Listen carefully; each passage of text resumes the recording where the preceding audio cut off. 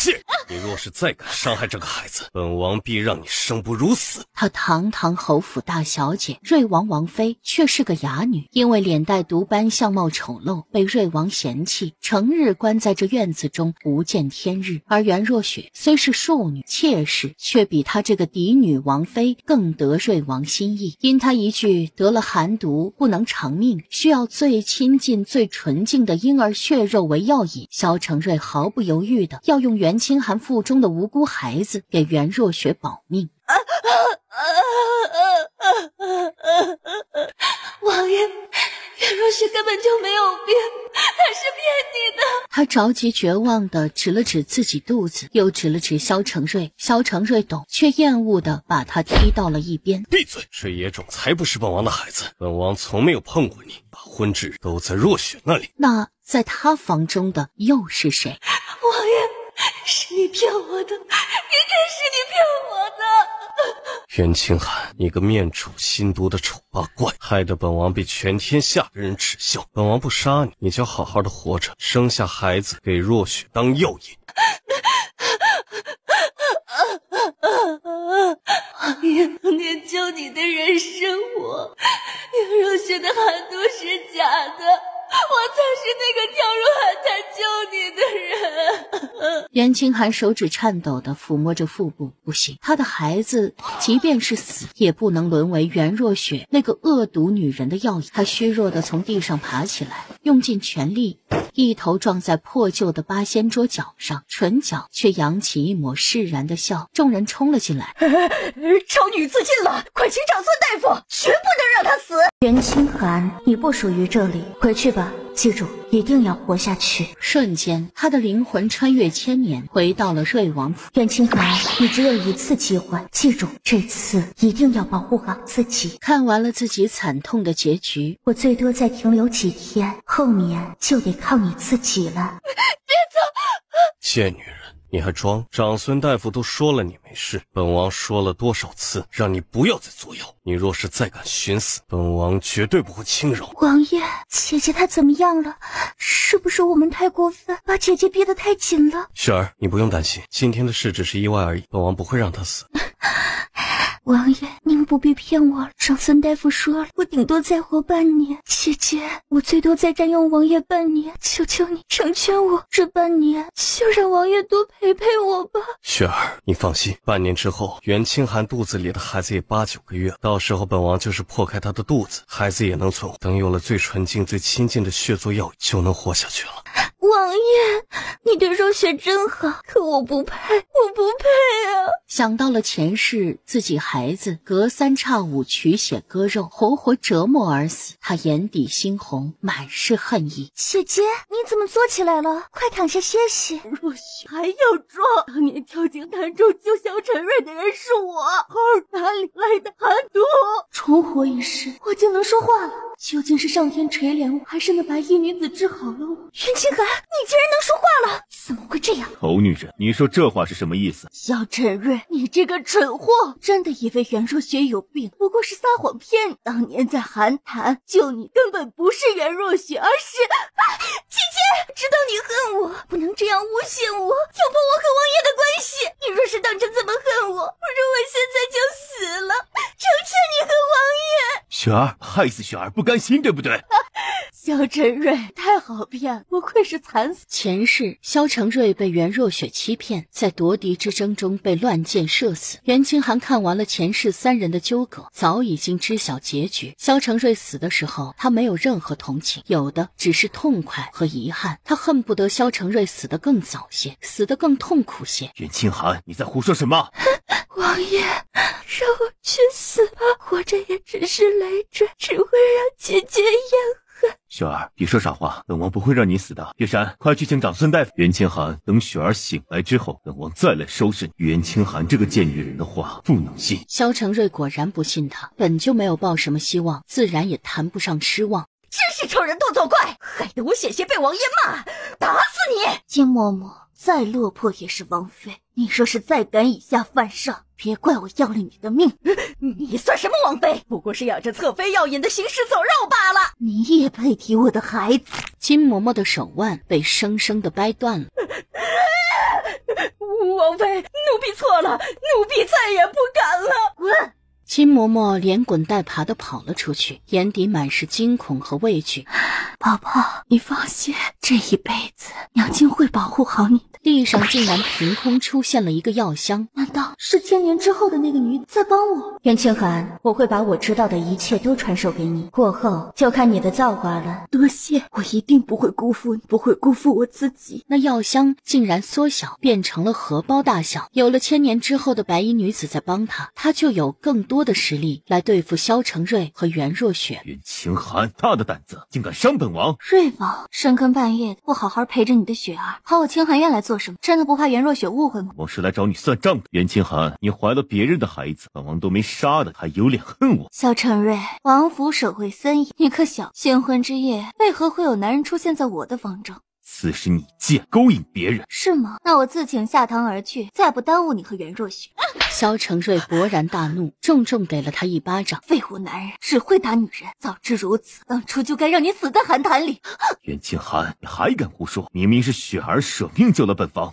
既然你这么确定，为何不直接杀了我？因为本王要留着你和那野种的命，为雪儿换命。本王要让你这个心思恶毒的女人受折磨而死。接下来他得筹备如何离开瑞王府，商量不通，他得来另辟蹊径。一个骗子玩弄于股掌之间，真是可悲。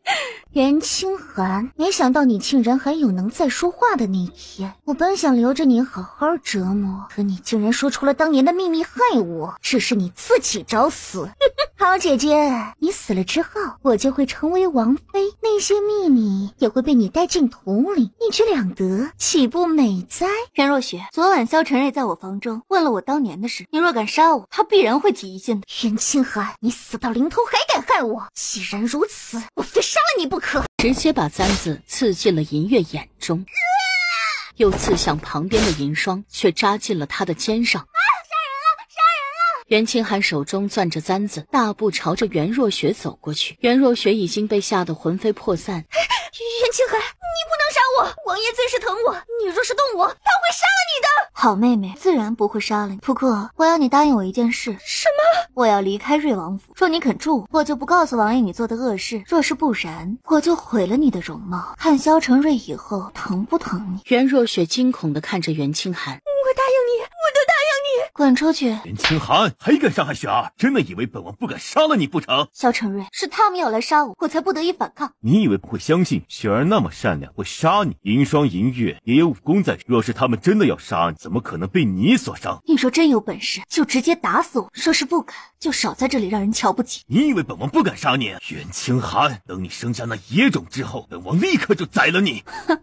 可真是蠢不可及。萧承瑞，你早晚要被自己的自大害死。不共傻瓜论短长，他跟这个愚蠢的男人之间并没有什么好说的。你敢骂？你博取本关注的花样还真不少。放开！贱女人，你干什么去？找吃的。我已经2天没吃饭了，还是说你准备饿死我，饿死袁若雪的药引？怎么可能？本王天天都让人给你送饭。袁清寒，若是你撒谎想让本王心疼你，大错特错了。本王没有那么傻。袁若雪那个贱人食言而肥，他一定会找机会让萧承瑞看到他的真面目。过来呀！这些畜生！朝着头狼拼命砍过去。一声惨烈的吼叫声响起，头狼就被他手中磨得闪光发亮的菜刀砍伤，摔在地上。袁清寒脸上闪过狠色，眼前不禁浮现了前世自己惨死的画面：1刀、2刀、3刀，直到那头狼彻底没了声息。院子里那些恶狼都噤若寒蝉，谁也不敢上前一步。他们五体投地地趴在地上，惊恐臣服，提着菜刀打开了后门的门栓，大步跑了出去。别动！反手朝着那人身上砍过去，劈手夺下袁清寒手中的菜刀。竟还敢反抗，这是最后一次警告，下次直接拧断你的脖子。这位公子，我也是走投无路，既然同是天涯沦落人，就不要相互为难了。转过头来，你见了我必须死。君千珏为了寻找阴虎符，先行回了京，此事绝对不能被任何人发现。公子，我不会说出去的，我刚刚死里逃生，你受伤了，血流过多，若是不止血，一定会休克。克的，而且伤口神经也被切断了，若是不及时疗伤，您这条手臂很有可能废掉。我帮你治伤，你放了我，如何？你真的会治伤？会。每天梦里的学习和传承，他已经成了经验老道的大夫。他手中还有几千年后的神奇药物，治病救人不过是手到擒来。那你给我治伤，我放过你。缝合完之后，又用绷带给他缠上了伤口。公子，您的手臂这几天一定不要乱动，要等伤口愈合长好。这些药您也拿去，若是发烧了就吃2颗，直到退烧为止。公子，我可以走了吗？记住，不要跟任何人提起坚果，否则你必死。贱女人，你还想跑？放开我！说，是不是你杀了狼魁？没错，就是我。小陈瑞，你那么喜欢那头狼，一定伤心坏了吧？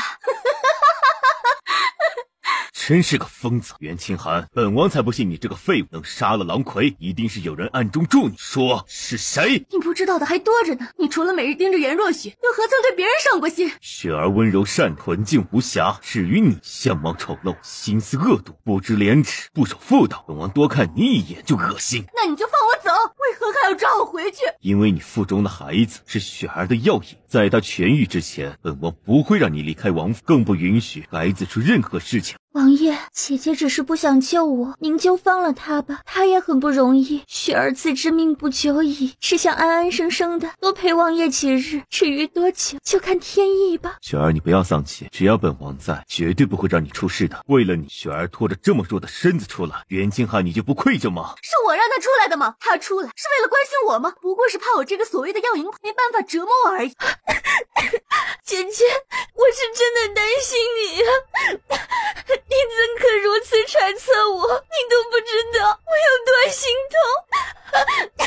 雪儿，别哭了，他不过是个肮脏的贱人而已，不值当你为他伤心难过。若是再伤了身体，他就是死也难辞其罪。来人，把这个丑鬼带回王府。原来是瑞王府。瑞王大喜之日，他曾去瑞王府寻找过虎符，他不小心中了魅毒，后被一女子解救。只是那晚之后，他就上了战场，至今不知那女子是谁。不要失望，你可以离开瑞王府，但这次不是逃走，而是光明正大的逃出去。穿越千年的呢喃在耳边响起，带着神奇的力量，让袁清寒又燃起了希望。快去请王爷，快去请长孙大夫，救皇子中毒了！让开！这是食物引起的严重过敏，并非前世那些人说的中毒。王妃，救皇子中毒，你搅和什么？若是他死了，就是被你害死的。本王妃是在救人，他是过敏，不是中毒，滚！非要害死老舅不可吗？小陈瑞，我在救你弟弟，非要害死他吗？王害他，不是你这个恶毒的丑女人给他下了毒吗？王妃，你没事吧？王爷，王妃是在救九皇子，我们过来的时候，九皇子就已经这样了。他怎么可能有那个本事？八成是想趁机害死老九，陷害本王。原来我在王爷心中就是这样的，不过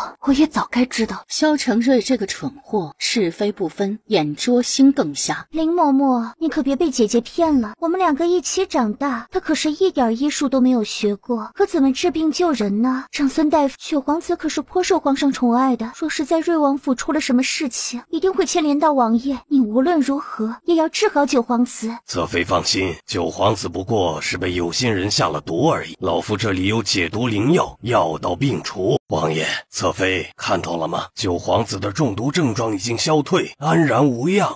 王妃，您不会医术，还是不要乱给人治病，否则害了自己是小，害了九皇子和王府是大。王爷，长孙大夫给九皇子解毒有功，也该按功行赏。长孙大夫，你救了老九，本王重重有赏。多谢王爷，老夫不过是举手之劳，不知王爷如此。无知且无用，抢占别人的功劳，真骄傲，真是笑话。九皇子明明是过敏，这些人偏偏说是中毒。九皇子情况转好，分明是因为他的过敏真药。萧承瑞偏信是长孙老鬼的解毒丹，真是可笑。姐姐，长孙大夫治好了九皇子，是大家有目共睹的事，您也不用说这些酸溜溜的话来嘲讽他吧。王妃既然这么喜欢抢功，那老夫让给您就是，只是这功劳常有，医术不常有。长孙大夫说的对，希望下次九皇子再犯此病的时候，你们不会来求我。你这个毒妇，竟然还敢诅咒老九！王爷，姐姐只是爱慕您，想要抢功劳，博取您的关注而已，求您不要生她的气。雪儿别怕，本王听你的。袁清寒，这次本王就看在雪儿的面子放过，若是再有下次，本王就命人把你关进笼子里，看你还怎么犯贱。王爷，姐姐又不是畜生，怎可关在笼子里？袁若雪，你怎么还笑得出来？你天天病恹恹，离开萧承瑞一步都不行，你才是那个被圈养的吧？姐姐怎么可以这样骂我？王爷，雪儿也不想自己身子不好，您会不会觉着雪儿很没用啊？雪儿，你受苦受难都是因为本王爱你都来不及，怎会觉得你没用啊？王爷，您对雪儿真好。袁清寒，你若是再敢胡言乱语，王就割了你舌头，做回那个哑女。王爷对袁若雪深情至此，让人感动。若是放在从前，他必觉得委屈心碎。可现在嘛，渣男贱女而已，他们放屁，他就左耳进右耳出。等时机成熟，自会让袁若雪这个妖孽现形。至于萧承瑞嘛，也少不了他痛哭流涕的那一日。王爷不好了，孙大夫的药没起作用，九皇子快不行了，您快想想办法吧。什么？长孙是不是能救吗？长孙大夫说那解毒丹一天只能用1次，2次就失效了。你不是想让本王相信你吗？袁清寒，你若是治好了老九，王就信你1次。王妃，机会来了。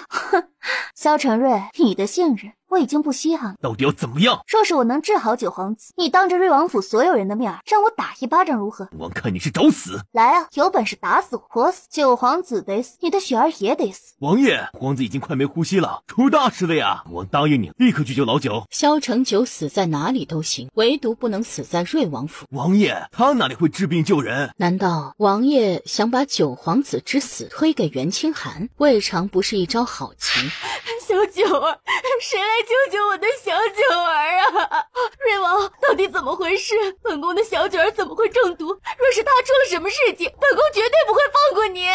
宁妃娘娘别动怒，王妃姐姐给九皇子下的毒，她手中必然有解药。袁清寒，你敢对小九儿下毒？快把解药交出来！姐姐，你拿针做什么呀？宁妃娘娘，姐姐根本不会医术，您可不能让她乱来啊！又是这根针，白天时候他就是拿这根针扎九皇子。你敢伤我的小九儿？宁妃娘娘，这么多太医都没办法，你难道真的要放任九弟活活憋死吗？不如让袁清寒一试。可是王爷，姐姐她根本不会医术啊，不能任由她折腾九皇子。萧承瑞竟然用那样的眼神看我，还如此护着袁清寒。随即他对袁清寒越来越宽容。袁清寒真是该死！贱蹄子，你要是再敢挑拨生事，我直接一刀杀了你！姐姐，我只是说了实话，您怎么这么狠心？王爷，我好疼啊！瑞王，你就是这么管女人的吗？袁清寒竟如此放肆，抬手就给他一巴掌。萧承瑞，是你叫我来救萧承九的，你这个废物，连个小妾都管不住，让他在这里裹乱，是不是等萧承九死了，你们才开心？袁清寒，你若是救不回来老九，本王定把你千刀万剐。你若是不想让你儿子死，就闭嘴，在一边安静的等；要是想让他死，就尽管闹。他堂堂皇妃，竟然怕袁清寒这个不受宠的王妃，真是岂有此理！宁妃娘娘，让您受委屈了。闭嘴！袁若雪浑身一颤，如同风雨中颤抖的小白花般可怜至极。袁清寒打完针，坐在床边，静静地等着他的反应。宁妃娘娘节哀，九皇子已经走了。袁若雪，你不挑事会死是吗？姐姐，我不过是说实话而已。九皇子已经去了，我们也该认清现实。可怜的九皇子，年纪轻轻就被折腾没了，造孽，造孽呀！我的小九儿啊，你就这样没了。瑞王，袁清寒这个女人给小九儿下毒，还威胁本宫。回宫以后，本宫必然禀告皇上，治你们瑞王府的罪。宁妃娘娘可别乱说，无人给九弟下毒，他是过敏没救回来。过敏是什么东西？方才袁若雪分明对本宫说是袁清寒下的毒。瑞王，你莫不是要包庇他吧？宁妃娘娘，本王只是陈述实情，跪下给宁妃娘娘道歉。我没有错，为何要跪？还敢顶嘴？跪下给宁妃磕头认罪。萧承瑞，你过河拆桥，禽兽不如！闭嘴！王爷，宁妃娘娘，九皇子醒了，小九儿，我的小九儿。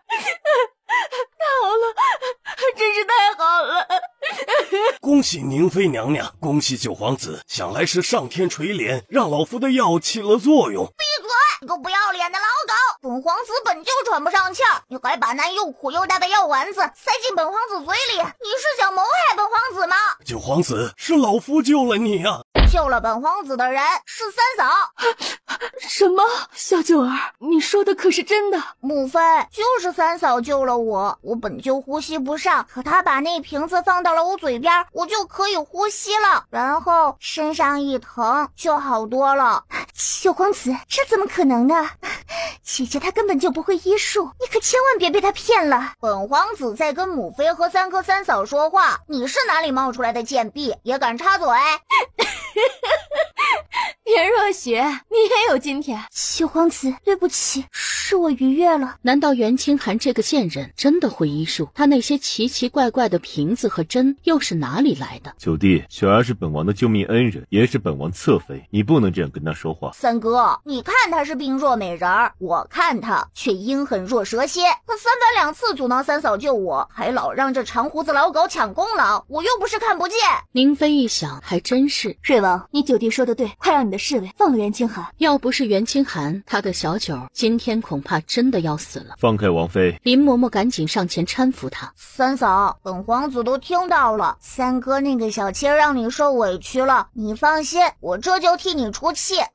九皇子莫生气，我是真的不知道姐姐她会医术，我也是怕九皇子出事，这才过度担心了。田若雪，你到底是不知道我会医术，还是想通过害死九皇子弄死我？三嫂说的对，你就是心毒想害人。九弟，若雪只是善良软弱，并没有要害你的心思。清寒，你给本王闭嘴！我只是说实话而已。萧承瑞，你何必如此激动？瑞王，你府中之事，本宫本不该多嘴，只是你这小妾心术不正，不是个善类。多谢宁妃娘娘关心，不过王府里的事情心中有数。哼，本宫为何管不得？今天小九儿可是险些在瑞王府丧命。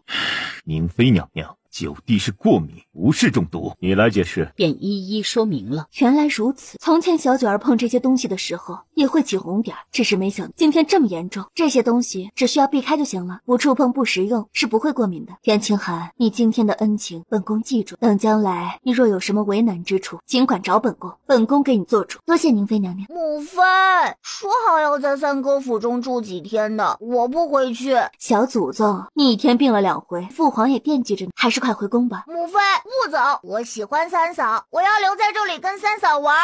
瑞王妃，不如你帮本宫照顾小九儿一晚，等明天本宫就来接她。宁妃娘娘，我在府中没什么地位，吃也吃不好，喝也喝不上，我怕九皇子跟着我受委屈。袁清寒，王府何曾短过你的吃穿用度？你说这些抹黑王府的话有意思吗？萧承瑞，是不是抹黑你心里有数。瑞王妃，看你这衣裳破的，等回去之后本宫送你几件新的。那我就先谢过宁妃娘娘了。王妃，您看看今早的饭菜可合胃口？厨房的新管事笑眯眯的送来了丰盛的饭菜。如今王府中虽不说风向大变，可至少是没人敢克扣袁清寒的伙食了。九皇子，你觉得如何？合胃口吗？比起宫中的自然差些，不过也能勉强下咽。九皇子，这么好的饭菜，我从小到大都没吃过。三嫂，忘了三哥对你不好了。不过你放心，以后我每天都让人来给你送饭菜。那倒是不用。三嫂，你人虽然长得丑，可心地不错，我决定和你做朋友。你以后就叫我小九儿或者九弟，不要叫九皇子了，太生疏。萧承九这夸人技术，夸了还不如不夸。三嫂怎么样啊？好，我们做朋友，从今天开始我就叫你小九儿。萧承九也是梦里唯一活下来的皇子，想到今天摄政王君千珏要回京，袁清寒微微叹了口气。三嫂怎么了？是不是谁又欺负你了？小九儿，我已经许久都没有出去了，也不知道外面是什么样子。三嫂你放心，我带你出去，正好我知道有家逗蛐蛐的地方，特别好玩。袁清寒，你又想逃走？只不过是想出去逛逛，你竟可以让人跟着，还是说王爷爱上了我，才时时盯着我，怕我消失？袁清寒，你可真会恶心人，也不照照镜子。本王就是爱上一头猪，也不可能爱上你。哦，那我就提前祝你和母猪有情人终成眷属。袁清寒，三哥，你也太以貌取人了。三嫂虽然不漂亮，可身上还有其他的出众的品质，你竟然看不到。老九，你是被他骗了，他心机深沉，不知廉耻，你也该离他远些。我看人可比三哥准多了。萧承瑞很是不屑。中午之前必须回来。袁清寒，本王下午若是见不到你，你就完了。恭你摄政王回朝。三嫂看到了吗？摄政王多威风啊！摄政王君千珏这个男人他见过，他从瑞王府逃出来的那一晚正是撞见了这个男人，这也就意味着摄政王君千珏早就回了京城。摄政王，看我，我是小九儿啊！他急切地查看四周，想找个地方躲起来，可已经来不及了。看到袁清寒脸上的疤痕之后，车上男人招了招手：主子，你有什么吩咐？三嫂，你看到了吗？偶像看我了，看我了！快走快走，这里不安全。君千珏隐瞒消息，提前回京，还受了伤，必然有大事。当晚，君千珏虽然放过了他，可如今又撞见他死定了。九皇子，摄政王请你去府中做客。好，本皇子正好想和偶像面谈。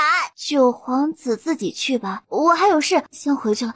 拦住了去路。你们想干什么？我可是瑞王妃。瑞王妃，我家王爷请你同去。三嫂，摄政王肯见我们是好事儿，你怎么闷闷不乐，脸还那么白？见过摄政王。寒冰，送九皇子回宫。瑞王妃，没想到我们又见面了。本王是不是说过，下次见面必死无疑？我也答应过你，不会跟任何人提起见过你。摄政王，您的胳膊好了吗？你的医术不错，给的药也不错，那就好。可惜你还是得死。摄政王，我没有恶意，我只是想离开瑞王府，过自己的生活而已。你能不能不要杀我？我会医术，将来我可以随你从军，做个军医，我有价值的。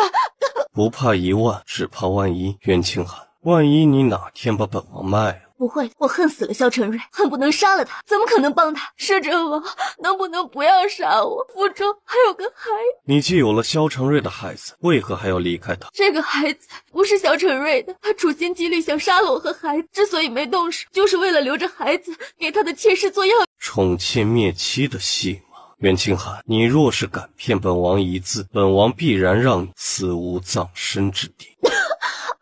我不敢。你不是会医术吗？寒冰，去把高副将抬过来。这是本王副将高长青，英勇善战，杀敌无数，一心为国。这次拿下北疆，他该当头功，这样的将领不该死。摄政王放心，我一定把高副将治好。小姑娘，别骗人了，浑身都是伤，都长了蛆，招了苍蝇，除非神仙下凡给我换一副皮肉。王爷，让属下去死吧，属下知道自己活不了，我宁愿赐死我，也好过受罪。来生长青再来追随王爷，收复山河。高副将，您不用担心，我一定能治好您。小姑娘，不是我看不起你，你年纪轻轻又会什么医术？还是不要浪费时间了。高长青不是个贪生怕死的懦夫。我知道高副将不是，可若是治不好您，我就得死，所以就当高副将帮个忙，给我个机会。好，你来试试吧。不过等会儿看到我身上的伤，可别害怕。小姑娘，你说说吧，你准备怎么治？换掉腐肉，再生心剂。那岂不是要活活疼死？有麻醉剂，不怕。麻醉剂？麻沸散吗？没事儿，即便不用，我老高也不怕。等我老发起高烧来，直接昏迷不醒。高副将，你这么乐观，一定能痊愈的。摄政王，高副将情况严重，需要立刻手术，请帮我准备一间干净的房间。寒冰，去。过一会儿，麻醉剂的药效过去，高副将就会醒来。现在天气炎热，得一天换一次药。明天王爷可让人去瑞王府接我。若是凭借他自己的力量，不一定能出得来。等救活了高副将，他也算和摄政王府接上了线，以后就有了靠山。袁清寒，你先在摄政王府暂住，若是高副将能活，本王再放你。摄政王，我名声已经败坏，若是再与摄政王府过意，萧承瑞怕是要直接杀了我。怎么，怕本王对你动手动脚？还请摄政王体谅。你不是一直想离开瑞王府？今天本王成全你，你为何还不高兴？因为我想光明正大、体体面面的离开。我要跟萧承瑞公平合理，或者休了他，而不是永无止境的纠缠。袁清寒，明天你早些过来，若是没有出现，本王就让寒冰带人去瑞王府把你抢过来。你最好别搞什么幺蛾子，否则本王让瑞王府和侯府给你陪葬。摄政王放心，我一定会来。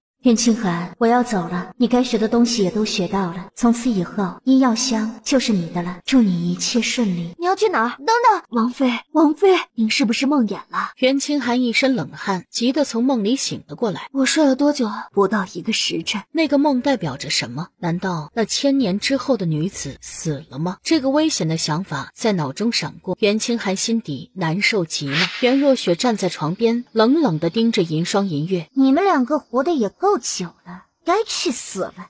侧妃，你要干什么？你们两个若是真的活了，袁清寒的地位定然不同往日，所以你们必须去死。萧承瑞正欲阻止，浑身却如同被钉子钉在地上一般，根本动弹不得。银霜银月的惊呼也惊动了府中侍卫，袁若雪心中暗道不好，飞快地往外看了一眼，然而只一眼，他就看到了窗边一闪而过的黑色蟒纹身影。王爷！袁若雪在心底惊呼一声，眼神飞快地转了转，扔下簪子，晕倒在地。王爷，不知发生了何事，我醒来之后竟然在银霜银月的房间里。王爷，侧妃似乎被人下了蛊毒，有梦魇之状，睡梦中会被控制心智，做出一些匪夷所思的举动来。下蛊？谁会给雪儿下蛊？蛊毒又是通过什么方式进入她体内的？王爷，擅长蛊毒之人必然精通医术，途径很多，可以通过水或者食物下毒。竟如此阴毒！长孙大夫，你可有办法治疗蛊毒？自然是有，不过要用许多奇珍异草，开销必然不少。你尽管去账房中拿银子，只要能治好雪儿，别的都不用。清寒，你是不是给雪儿下了蛊？蛊？袁若雪说自己中了蛊？不是雪儿说的，是长孙大夫说的。银霜银月死了吗？他们还活着，是不是很失望？袁清寒，亏得本王还试着相信，竟然用这等阴损的手段来害雪儿。袁若雪杀人的时候被你看到，所以才装作中了蛊毒。萧承瑞，长孙池是袁若雪的远房表舅，自然听他的。你要是不信，接下来可以继续观察，看长孙池给买药治病的那些钱都去哪儿了。袁清寒，你还想浪费本王的时间？到底是浪费时间还是别的？你看完之后自然会有决断。对了，记住别用你的侍卫月山。若是放在从前，他必然会毫无疑问的选择相信袁若雪。可自从知道了袁清寒真的会医术，他心底又起了疑疑。王妃，王爷有命，不准您离开清寒院。立刻去通知萧承瑞来见我，我今天得去摄政王府，你们谁也耽误不起。摄政王非他不可了，真是荒谬！没有本王的命令，不准他离开清寒院一步。萧承瑞这是故意在跟他作对。三嫂，快出来！我给你带了好吃的，母妃还给你送了漂亮衣裳。小九儿，快进来。三嫂，你是不是被禁足了？三哥真是糊涂。三嫂，你看，这些都是给你的，我说话算话，说每天给你送好吃的，绝对给你送。你快尝尝宫里的饭菜，都是我特意让人做的。小九儿，我有件事情想请你帮忙，你愿不愿意？三嫂救过我的命，我萧承九不是那忘恩负义之人。萧承九雄赳赳气昂昂的带着2个宫女离开了清寒院，刚到门口就撞见了萧承瑞。老九，这么快就要走？三哥，你怎么比我还糊涂？说完，萧承九带着袁清寒上了马车，只剩下萧承瑞一脸莫名其妙。袁清寒还没到，瑞王妃还没来，王爷要不要属下去一趟瑞王府？就是绑也得把他绑过来。安营，主子有何吩咐？你去调查一下袁清寒和萧承瑞之间到底怎么回事，还有随时留意瑞王府的动静。寒冰，你要去哪儿？属下有事要去一趟瑞王府，九皇子可是找我家王爷的。本皇子今天可是有正事儿，专门护送我三嫂过来的。寒冰，你去瑞王府可是找我？瑞王妃请吧，我家王爷都等急了，高副将也发了高烧。摄政王，对不起，是我失约，迟到了。怎么穿成这样？昨晚王府发生了一些事情，我被禁足了。若非九皇子今天去了王府，我恐怕连赴约都不能。继续给高副将换药。袁清寒，只要你答应本王的事情都能做到，本王必然能护你无恙。是。袁清寒为何哭了？本王没有要责怪你的意思，你不必害怕。我没哭，您看错了，您还是先出去吧，否则我给高副将换药的时候容易分心。君千珏竟真的出去了，瞬间袁清寒的泪水如同决堤的洪水般冲出来，他心底积压了多年的委屈瞬间涌了出来。君千珏虽是个冷漠残酷的陌生人，可对他也远比萧承瑞这个名义上的丈夫要好得多。瑞王妃，你在瑞王府受了不少委屈吧？没有。你放心，等我老高好了之后，必然带人去瑞王府给你撑场。俺也是有闺女的人，受不了别人这样欺负媳妇儿。袁清寒的眼泪却掉得更厉害了。侯府从来都没把她当女儿看过，她虽然是侯府名义上的嫡女，可却活得连个丫鬟都不如。侯府那些人恐怕巴不得她早早死，为袁若雪腾出正妃之位。瑞王妃，你别哭了，我不说话了还不成？我没事，让高副将看笑话了。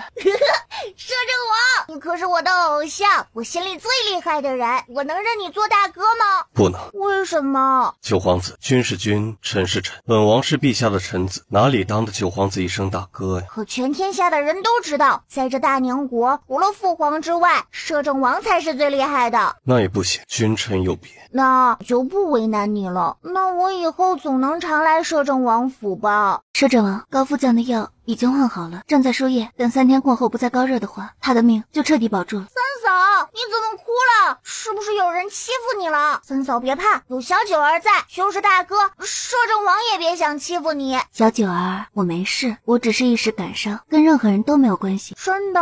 袁清寒，多谢了。等高副将这边结束之后，本王会亲自送你回去。不必了，摄政王，我不想惹麻烦。麻烦恐怕已经来了。袁清寒偷偷跑出来，就是为了见他。萧承瑞，我偷偷跑出来，是因为你囚禁了我。我之所以必须出来，是因为要治病救人。天底下就只有你这么一个大夫了是吗？跟本王回家。放开我！放开他！君千珏，你是摄政王又如何？本王是在带自己的王妃回家，你有什么资格管？袁清寒在给本王的副将治病，本王自然要管。天下大夫比比皆是，摄政王另请高明就是。天下大夫没有一个能跟袁清寒相比。瑞王，本王劝你还是放开，免得惹祸上身。君千珏，你可别太过分。瑞王，袁清寒要救治的是军功之臣，你这样做真的承担得起后果。三哥，高副将确实于国于民都有莫大的功劳，若是让人知道三哥你毫不在乎他和军中将士的死活，父皇必定会生气的。那也不能把本王王妃压在这里。我是自愿来救治受伤将士的，等做完我该做的事情之后自会回去。袁清寒真的以为自己会医术？君千珏不过是把你当猴子戏耍，让人来看瑞王府的笑话罢了。你以为你那么重要，能让摄政王亲自看你笑话？袁姑娘说的对，瑞王，你别太看得起自己，在本王眼中，你连高副将的一根汗毛都比不上。既然摄政王执意要本王王妃治疗将士，那本王就在这里等着，以免孤男寡女。说起来难听。袁姑娘，明天本王让人去王府接你。好。袁姑娘，摄政王，这可是本王王妃，在本王眼中都一样。本王听说瑞王宠妾灭妻，既然如此，不如早早放了袁姑娘离去。王家事不劳烦摄政王操心了。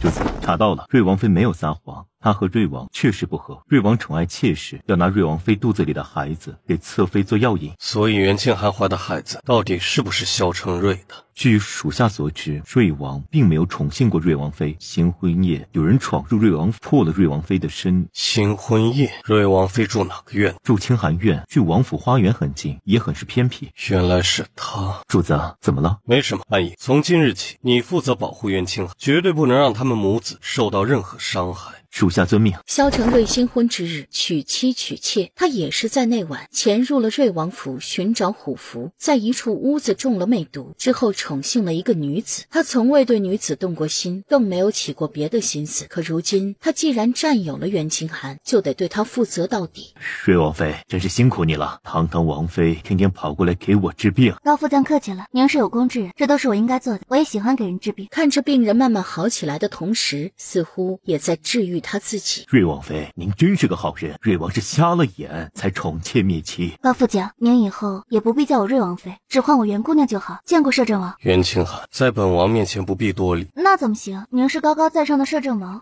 她只是瑞王府里一个连下人都敢欺负的女人罢了。我说不必就是不必，本王不惜礼数。他本想说实话，可又怕袁清寒知道实情之后会崩溃，会恨他。那好吧。昨天回去，萧承瑞可有欺负你？袁清寒立刻想到了马车上萧承瑞要对自己动手动脚，眼底掠过厌恶，却轻轻地摇了摇头。没有，多谢摄政王关心。若是他再敢欺负你，你就告诉本王，本王给你做主。好，多谢摄政王。摄政王别看了，免得我的脸吓到了。你觉得本王会怕你的脸？即便不怕，也会很丑。袁清寒，不要妄自菲薄。你不吓人更不丑，在本王眼中，你比世上大多数皮相都好。从来都没有人对我这么好。君千珏眼神怜惜，忍不住想要揽他入怀，可想到不合礼数，只能握紧了拳头，低声安抚他。袁清寒。袁清寒抬眸，黑白分明的凤眼里水光泛滥。君千珏心底激荡，仿佛被什么东西猛然撞击一下。袁姑娘，王爷你也来了。长睫遮住了眼底情绪。本王来看看你，感觉可好些了？有袁姑娘在，属下的伤口好得很快，已经不疼了。袁姑娘，你怎么哭了？俺老老高可不会哄人，王爷，要不你哄哄吧。袁清寒白皙的脸上染了红霞。我没事，高副将，您别胡说。袁姑娘，别伤心了。袁清寒头也不敢抬，只飞快地点了点头。王爷，您这就哄完了，还不如俺老高呢。我去洗把脸。以后在袁姑娘面前不可胡乱开玩笑。属下遵命。君千珏来瑞王府查看清寒院的位置，想看看袁清寒是不是那晚的女人，一个手刀直接把萧承瑞劈晕了。袁清寒惊恐至极的躲在浴桶里，看着眼前的黑衣人，脸上满是惊慌。君千珏心中如同针扎一般，泛起密密麻麻的疼痛。他抓过衣裳递给袁清寒，自己却闭上了眼睛。穿上。摄政王，他怎么会在这里，还看到自己如此丢人的一幕？别怕，先把衣服穿上，没人再敢伤害你。君千珏眼底闪过浓浓的戾气，手中握着凌厉的尖刀。摄政王不能杀。为何他那样对你，你还要维护他？我恨不能手刃了他，可他若是死了，我也必死无疑。那我就暂时饶他一命。既然已经确定了袁清寒就是那晚之人，接下来他会让萧承瑞痛不欲生。多谢摄政王救了我，只是不知摄政王怎么会在这里。本王胳膊有些不适，想找你来看看。袁清寒信以为真，刚想去查看他的伤口。王爷，您在哪儿？雪儿好害怕，我身上好像有虫子在啃咬，好疼啊！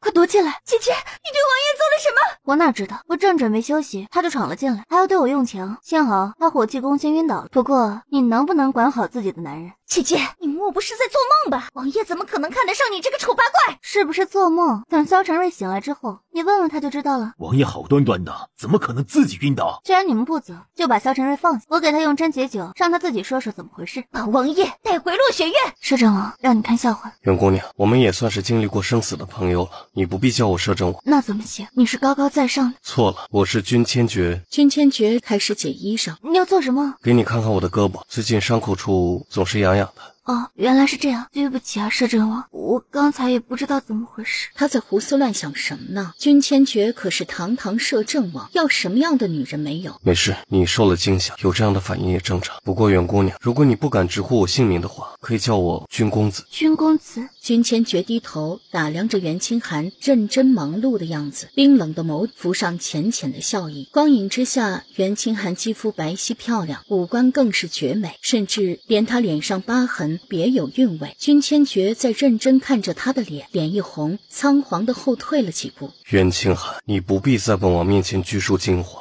更不必觉得本王嫌你丑。在本王眼中，这块疤让你很独特。袁清寒又惊又喜，不可置信地抬眸望着他，心底似有烟花绽放。昨晚的事情让他如同吃了苍蝇一样恶心至极。袁清寒，你去哪里？摄政王府，王爷有什么意见吗？袁清寒，瑞王府才是你的家，你天天往摄政王府跑，真的不怕别人说闲话吗？你说错了，瑞王府是你和袁若雪的家，对我而言只是牢笼。摄政王，袁姑娘，昨晚我怎么跟你说的？袁清寒的心跳更快了。君公子，高副将已经在等你了，快去吧。他们家主子竟然笑了，难道袁姑娘真的是王爷当初在瑞王府所见的那人？袁姑娘，你的医术真高明，如今我高烧已经退了，精神也好了很多。袁姑娘，你这是俺的救命恩人。高副将，您客气了，这些都是我该做的。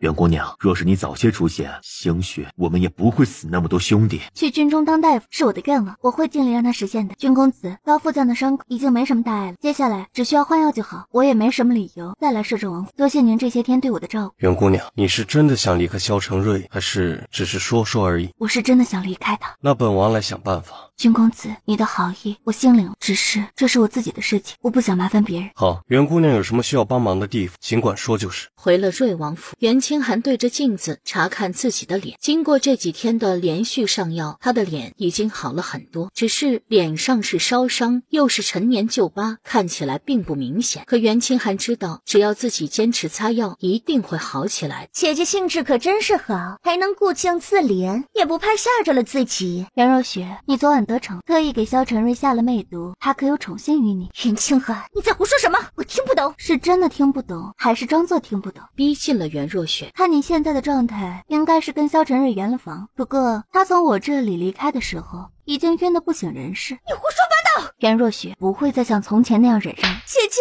我好疼啊，放开我！姐姐，我知道王爷和我圆房你很生气，但是我已经嫁给王爷，这都是没有办法的事。姐姐若是不喜欢，妹妹以后再也不伺候王爷了，好不好？颜若雪，你在胡说什么呢？你以为谁都跟你一样，天天盼着能爬上萧承瑞的床？苑清寒，辈子本王都不会宠幸你。原来是你的靠山来了。颜若雪，你这么能演，不如让萧承瑞进勾栏离院，也省得埋没了天赋。怪不得袁若雪突然又变成了娇弱小白花，原来竟是萧承瑞来了。姐姐别生气了，雪儿真的知道错了。你先回去，本王随后就去看你。萧承瑞他躺在枕上，反反复复地思考袁清寒所说的那些话。他自是不信袁清寒的，不过跳出来看看，袁若雪确实有可疑之处。王妃，您怎么把脸遮住了？怕丑到别人？脸快好了的事情，他不会跟任何人说。若是被袁若雪知道，必然要招来杀身之祸啊！怎么会呢？不过王妃，您的眼睛真漂亮。袁清寒，你当初说雪儿没病，究竟是真是假？你心中既然有了答案，为何还要问我？直接告诉本王，到底有没有病？萧承瑞，你扪心自问，我说了你会相信吗？心底还是存疑。既然已经有了猜测，那就去寻找，去证明，别纠缠着我没那个时间陪你闲聊。主子，瑞王今晚又去了清寒院，问瑞王妃关于颜若雪是否是在装病。她是袁姑娘，不是瑞王妃。是属下失言，主子恕罪。本王交给你的任务可调查清楚了？都调查清楚了。当年跳进寒潭里救了瑞王的人是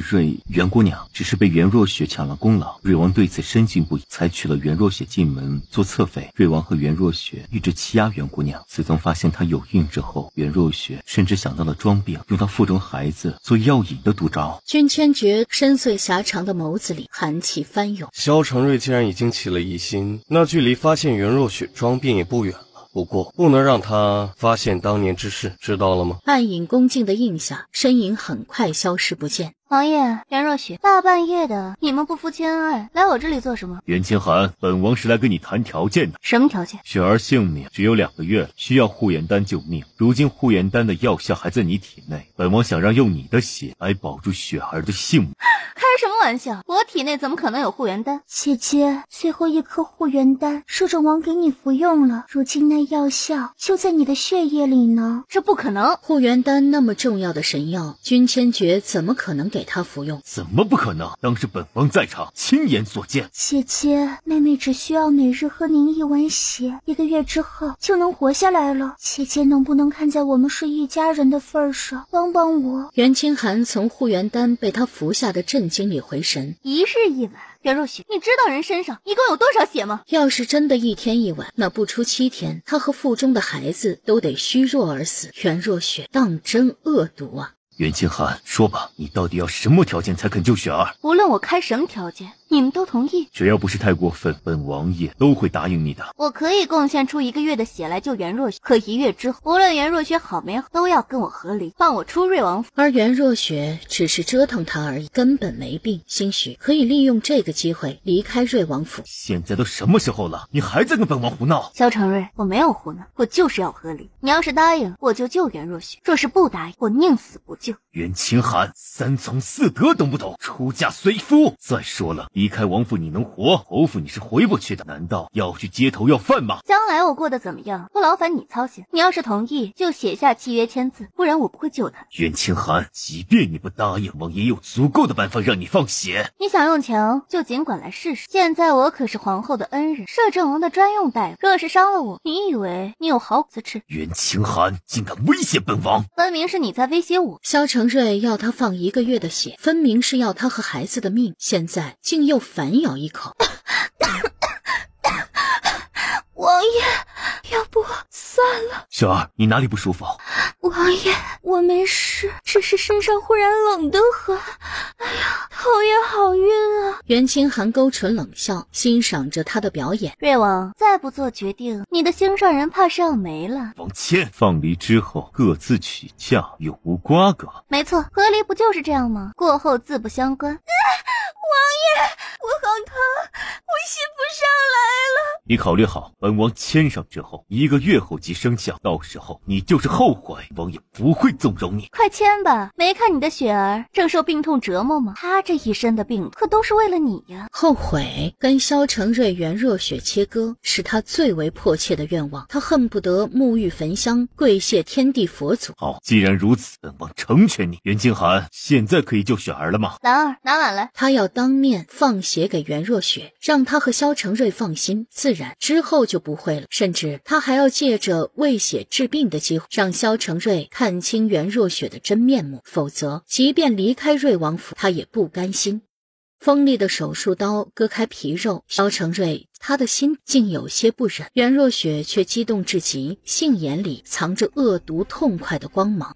好了，袁若雪，拿去喝了吧，希望可以救你的命。袁若雪贪婪地喝下，眼底光芒闪烁。姐姐，多谢你救我的命，妹妹会一辈子记得你的恩情的。你们可以出去了，我要休息。那你好好休息，明天本王让人给你炖补品。姑娘，难道您真的要一天割1碗血给侧妃？您身体本就虚弱，若是真的来1个月，不死也残废了。怎么可能？今天是为了让他们不起疑心，往后随便用什么血糊弄他们就行。王妃，如果有需要，奴婢可以贡献自己的血。兰儿，你这么舍，我怎么舍得？放心吧，我有办法的。医药箱里的东西已经随他的心意变化了，只要他愿意，能有无穷无尽的血浆。只不过袁若雪不配用人血，给他一些猪血、鸡血，才配得上他的身份。安莹很快把瑞王府发生的事情告诉君千珏，君千珏脸色铁青，没想到本王给他服用护元丹，反而害了他。不过袁姑娘那么聪明，应该想好了应对之策了。再不济也还有蓝青在。瑞王府那个暗卫呢，还在盯着清寒院。没错，不过他没有发现手下，倒也相安无事。除掉他，不能让他发现清寒院的异常。让侧妃省着些喝，王妃卧病在床，已经没有多少血了。哼，能给侧妃供血是他的福气，也是他唯一的价值。屋子里，袁清寒听见这话，只是轻蔑一笑。去请长孙迟，说我连续放血快不行了，务必要让他来清寒院。长孙迟知他是袁清寒身边新来的丫鬟，老夫现在没空，让王妃另请高明吧。长孙大夫行行好吧，王妃已经晕过去了，您只要去看上一看就行。走吧，谁让老夫生性善良，有一说高明呢？王妃，老夫来给你看病。看着长孙迟一脸懵的倒下，兰儿，路上没人看见吧？没有，奴婢路上小心着呢。咱们先把人绑起来，等后半夜送到寿园。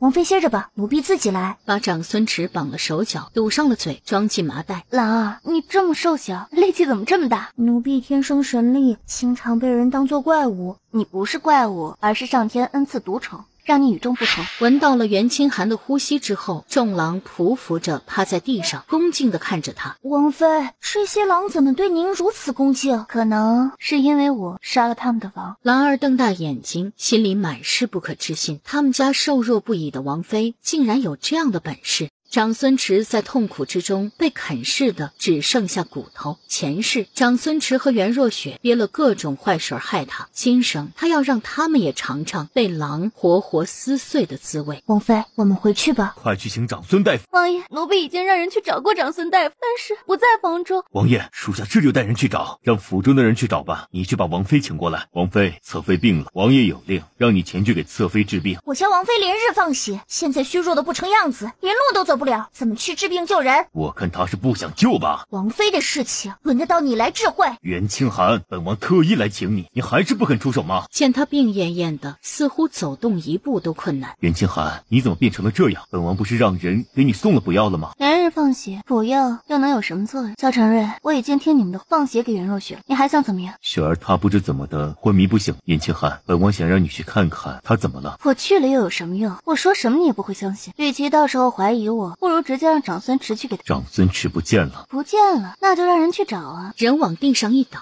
袁清寒，我没事，你去照顾袁若雪。兰儿，我回去休息。王爷，侧妃怎么会无缘无故晕倒？会不会是王妃在血药里下了毒？不可胡说。如果下毒之事是真的呢？管家带着瑞王府的令牌去太医院请了太医过来。温太医，可查出了是什么病症？瑞王，你家侧妃身体好得很，浑身上下没有任何毛病。这袁若雪果然是瑞王的心尖虫，只是昏睡就这么小题大做。温太医，你说雪儿什么病都没有？没病不是好事吗？侧妃身体康健的很，平日里应该也吃了不少补品，营养都有些过剩了。不可能，是不是你诊断错了？瑞王，我是年轻，人微言轻，可我温家是医术世家，我绝对不会诊错脉。王爷若是不信，可以让王妃来试试，她医术高明，是我们整个太医院公认。当时皇后难产，袁清寒一把手术刀出神入化，剖腹取子，保住了皇后母子性命，已经成了传奇。这么多年来，袁若雪在她面前都是病恹恹的状态。据侯府说，是当年寒气侵体留下的病症，给袁若雪求医用药无数，都没有任何效果，她也信以为真。可现在袁清寒说袁若雪没有病，温宁也说袁若雪没病，到底是谁在撒谎？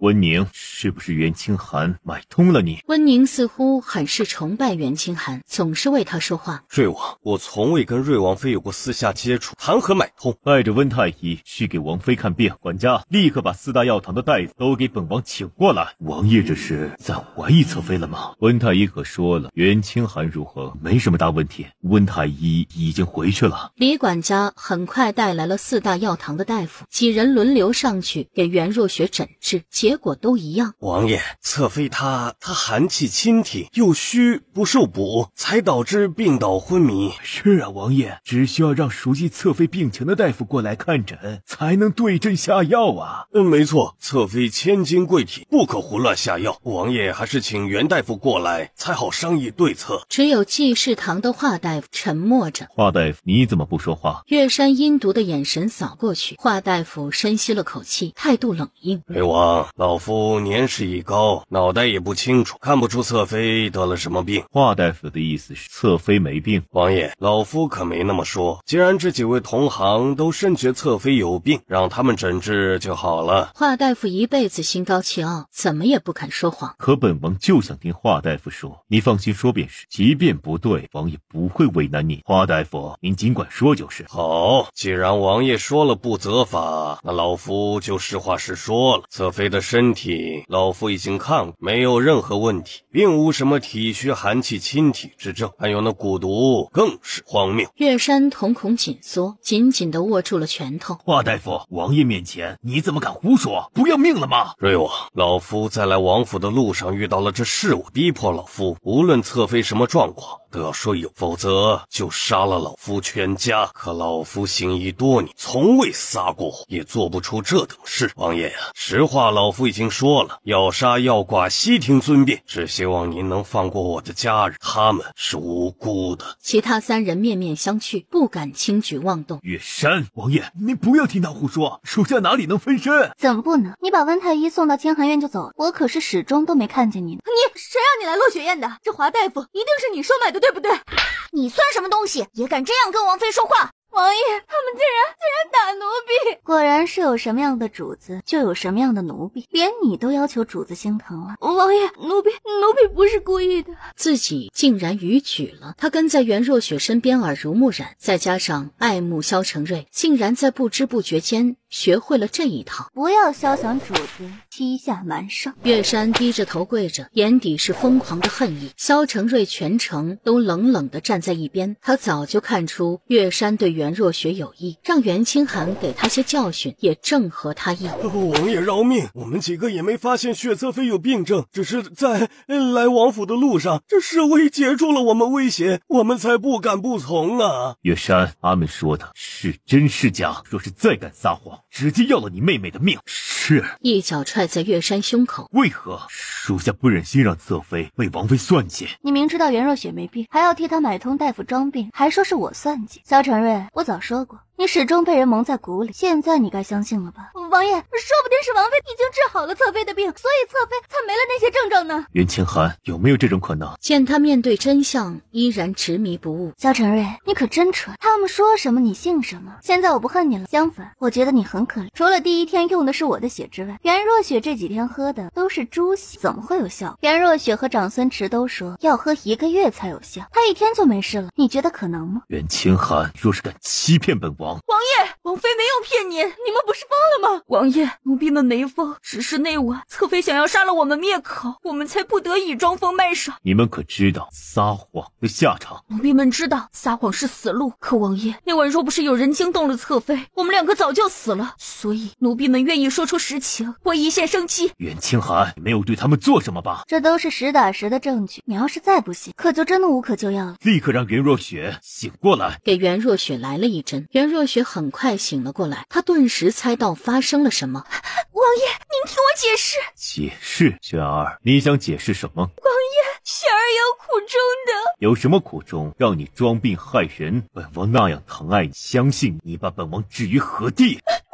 雪儿只是太爱您了，雪儿想和王爷举案齐眉，可姐姐她占了王妃之位，王爷还时常对姐姐怜悯，雪儿怕姐姐被王爷抢走，才不得不出此下策。你怎么这么傻？可是到底是他宠爱了多年，心心念念娶回家的女子，更是他的救命恩人。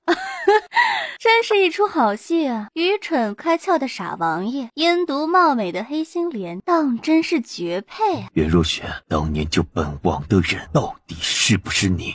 王爷，你怎么可以怀疑我？即便我嫉妒姐姐，你也不能抹杀了我救你的功劳。事到如今，你还在争。袁若雪，你也该记住一句话：天理昭昭，报应不爽。姐姐，我知道你爱慕王爷，讨厌我，我也做了很多错事，可你不能这样诬陷我。袁若雪，如果当年你真的跳进寒潭救萧承瑞，身上怎么会一点痕迹都没有留下？姐姐，那是因为我身体好，我知道你想抢走王爷，可事实就是事实。当年的事情，他和侯府的人安排的天衣无缝，根本不会出任何问题。好啊，既然你承认自己身体好，以后就别装柔弱白莲花了。我可没功夫没心情跟你玩这些游戏。管家，送各位大夫回家，岳山关进地牢。王爷，我真的知道错了。萧承瑞脸色铁青，没有理会他。你们两个在他身边跟了多久了？可知道当年是谁救了本王？王爷，奴婢们从小就跟在侧妃身边。当年跳进寒潭救了本王的人是谁？王爷，如果奴婢们说了实话，您能不能放奴婢们出府？你们是在威胁本王吗？奴婢不敢，只是王爷，奴婢若是说了实话，侧妃一定会杀了我们的。是啊，王爷，当初侧妃就想杀了我们灭口，把罪过推到王妃身上。还有，之前王妃之所以伤了我们，也是因为侧妃让我们杀了王妃，她才不得已反抗。袁清寒答应他们会送他们离开，他们也不想再留在京城了。只要袁若雪还得势，他们就没有活路。王爷，这两个贱婢胡说八道，一定是袁清寒那个贱人买通了他们。袁若雪，他们都是你的贴身侍女，怎么忍心杀了他们？可想到袁清寒还是他的亲姐姐，他依然妒忌癫狂，多次对付袁清寒。萧承瑞心底顿时冰凉。袁若雪知道自己大势将去，急切地扑了过去。王爷，我真的没有撒谎，是他们联手设计我，你若是不相信，可以去查。本王自会让人从头到尾去查个明白。这段时间你就好好的留在落雪院死吧，银霜银月暂时关押起来。不好了，有人掉进寿园被狼吃了。看见萧承瑞进来，狼群纷纷后退几步，让开了路。王爷，这里还有几张银票呢，属下觉得那衣裳很是面熟，像是长孙大夫的。去看看长孙池可在。很快就有人来报，王爷，长孙大夫不在。此人八成就是长孙池。王爷，长孙大夫怎么会带了这么多银票来了寿园？难道他也想学王妃从寿园逃走不成？出去埋了吧。王爷，您怎么忽然来了？你看看，这可是长孙池的衣裳，好像见长孙大夫穿过。王爷，这衣裳怎么烂成这样了？袁若雪，长孙池携款从寿园逃走，已经被狼群撕碎。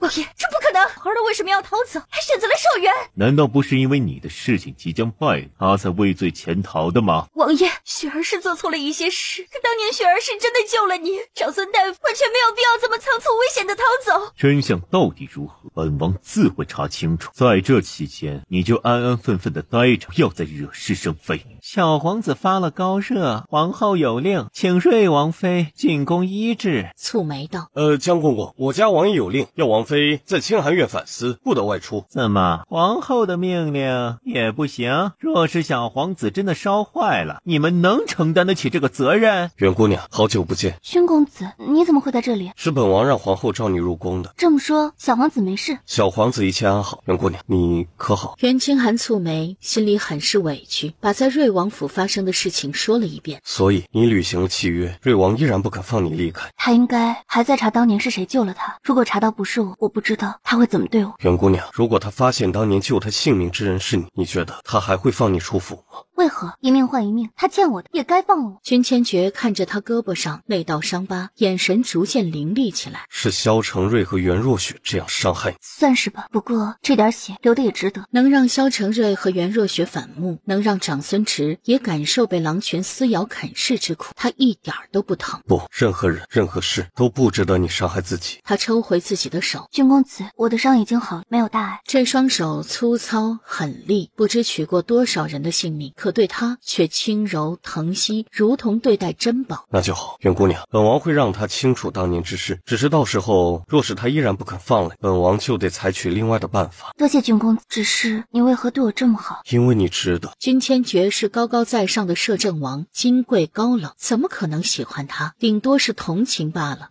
真没想到，堂堂瑞王殿下竟在府里欺负王妃。寒冰，寒冰，你来我瑞王府做什么？瑞王妃，我家王爷有令，明天请瑞王妃上门治病。君千珏怎么了？王爷如何？我一个下属怎么可能知道？明天本王王妃有事，没空去摄政王府。瑞王，我家主子说，若是瑞王妃能治好他，将来如果有上战场的机会，非你莫属。殿下也该知道大宁国规矩，太子必须有军功在身，其他几位王爷皇子可是对这机会求之不得呢。明天早晨，本王亲自送袁清寒去摄政王府。袁清寒，本以为你没什么用，没想到竟能让君千珏如此重视。萧承瑞，我本以为你多么喜欢袁若许，可现在看来，你心里只有你自己。无论有谁，也不会有你。袁清寒，这辈子也别想从瑞王府离开。袁清寒身影僵直一瞬，继续前行。王妃，王爷说今天要去摄政王府，请您即刻出发。知道了。袁清寒连早饭都没来得及吃，就为了君千珏那个能上战场的承诺，萧承瑞未免也太迫不及待了。瑞王果然说话算话，这么早就来了。袁姑娘，一切可好？都好，多谢摄政王关心。摄政王，我先去大殿等你。不经意间露出雪白皮肤上嫣红的痕迹，格外的触目惊心。君千珏瞳孔紧缩，眼底黑气翻腾。摄政王，我已经把人给你送过来，你答应我的也该兑现了。瑞王，本王是不是警告过你，不要伤了袁姑娘？本王也说过，袁清寒是我的王妃，我和她之间永远是家事。她也是本王的大夫。萧承瑞不肯退让地和他对峙，可想到所有上战场的机会都掌握在君千珏手里，心情压抑地开了口。好，我不会再等袁清寒。君千珏，你说过的话要算数。自然。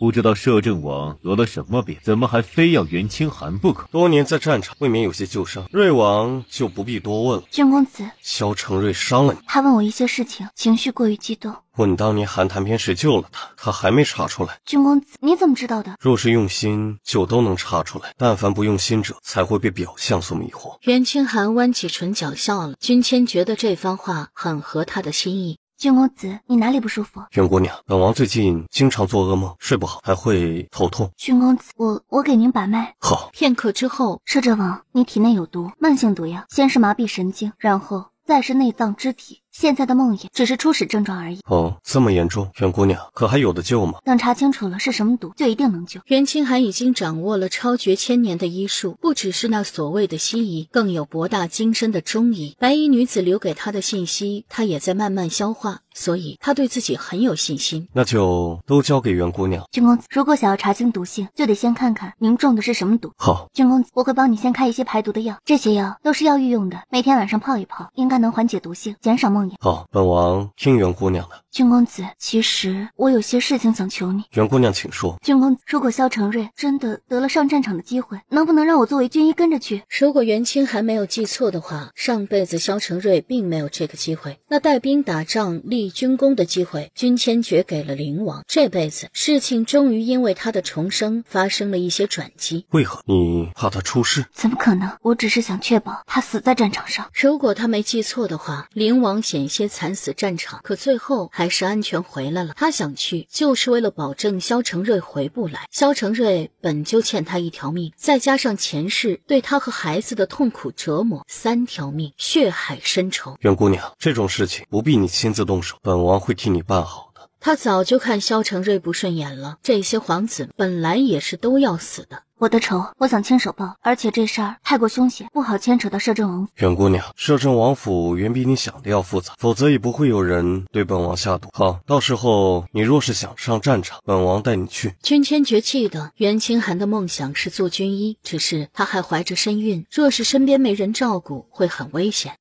王爷，您这是……雪儿只是身上难受，多睡了一会儿，王爷怎么会发这么大的脾气？怎么会这样？萧承瑞从来对他都温柔体贴，何曾动粗过？百灵也惊恐至极，膝盖一软，扑通一声跪在地上。袁若雪，本王最后问你一次，当年救了本王的，到底是不是你？看着眼前惺惺作态的袁若雪，萧承瑞满心厌恶。王爷，不是我还能是谁？此事您已经查过千百遍，为何还不信雪儿？难道是中间出了什么差错？前2天萧承瑞还亲自查过一遍，彻底信了他。你确定？确定。颤颤巍巍地从地上爬了起来。王爷，是不是姐姐她又对您说了什么？你们两个说，到底是谁救了本王？徐老三夫妻跪在地上，颤抖地抬头看向袁若雪。不是这位贵人，是脸上有狰狞疤痕的哑巴。对啊，王爷，当年他浑身结冰，跑到我们家求救，我们费了好大的劲儿才弄懂了他的意思。可等我们赶到的时候，就见您跟一个年轻漂亮的小姑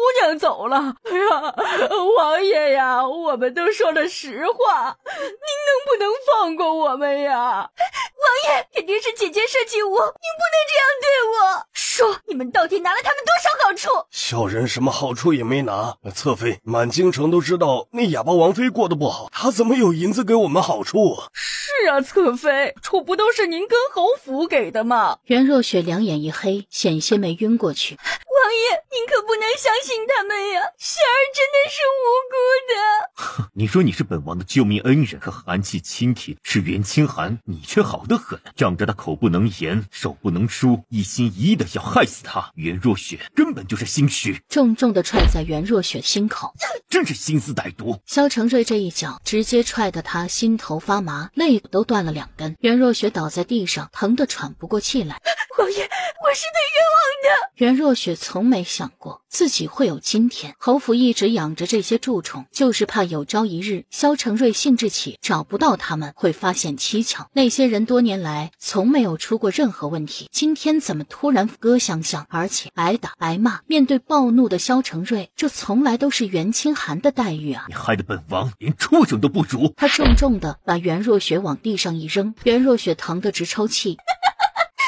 万万没想到，有朝一日我们两个的身份竟然颠倒了过来。萧承瑞，你这是要干什么？袁清寒，从前是本王错了，是本王被袁若雪这个贱人蒙蔽了双眼，以为她才是救我的人。现在我已经查清楚了一切。所以呢，你带她过来是要求我原谅？萧承瑞沉默了片刻，点了点头。袁清寒，这些年是本王亏待了你，现在我把袁若雪带过来，任由你处置。只要袁清寒肯原谅他，只要能让他良心稍安，只要他不用背负骂名。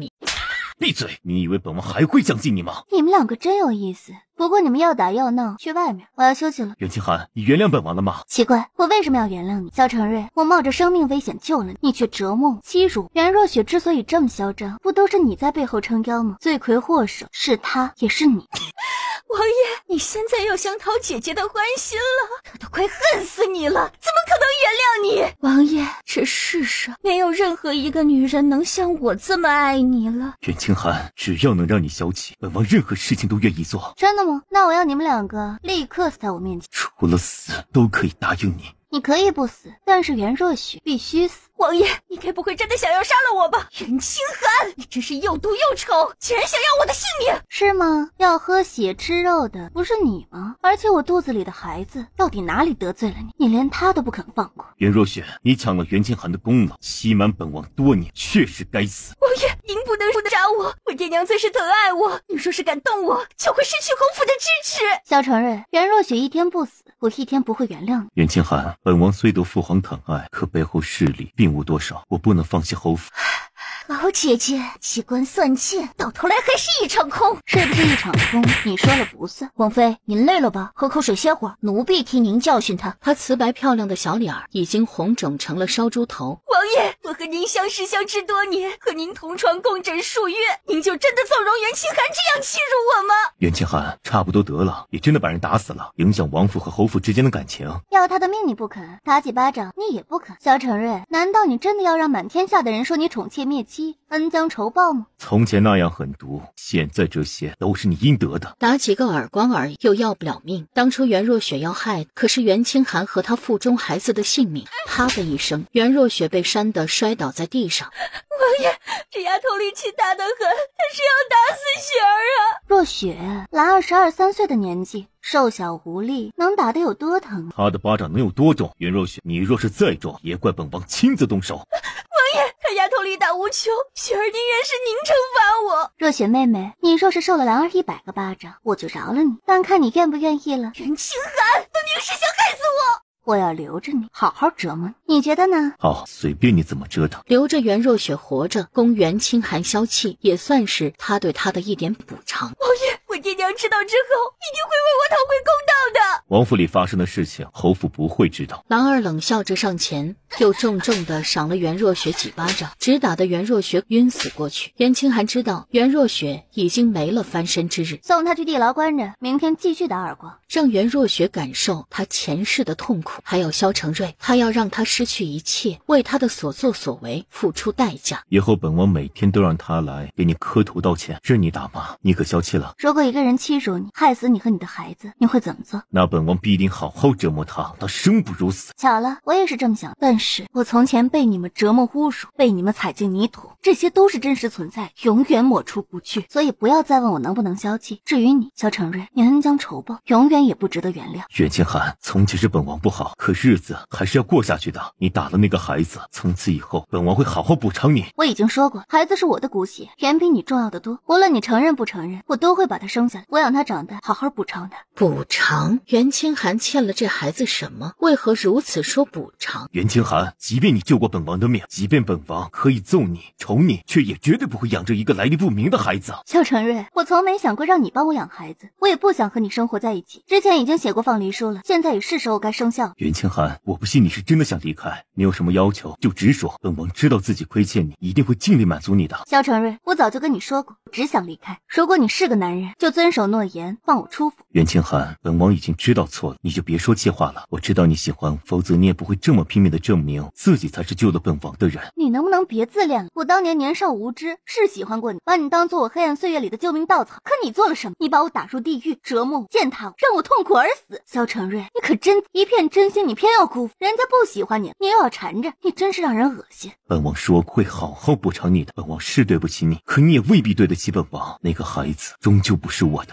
只要你愿意打掉，我都可以既往不咎。你给我滚！你是不是听不懂人话？姑娘，您还有身孕，别气坏了自己，伤到了孩子，咱们一定有办法出去的，一定有办法出去的，一定有的。清寒，这些都是本王给你准备的，你看看，可还喜欢？可还有什么想要的？萧承瑞，你这是干什么？本王在弥补你。可笑，我不需要你的补偿，你们都出去吧，我不想看到你们。清寒，我知道你还在生气，昨晚我想了很多，以前确实是我不好，但是只要你愿意给我个机会，我会让你看到我的诚心。我早说了不需要，早干什么去了？东西放下，都出去吧。等等，清寒，全都是白色，你到底是送礼物还是哭丧？你若是不喜欢，我再让人去做便是。萧承瑞，我不是袁若雪，不喜欢这些素色，我要最华贵的衣裳，最昂贵的珠宝，价值连城的书籍字画。你去找吧。萧承瑞虐待他多年，如今幡然悔悟，想要补偿，那他为何不要？不要白不要。好，清寒，无论你要什么，本王都给你寻来。别叫我清寒，我们没有那么熟。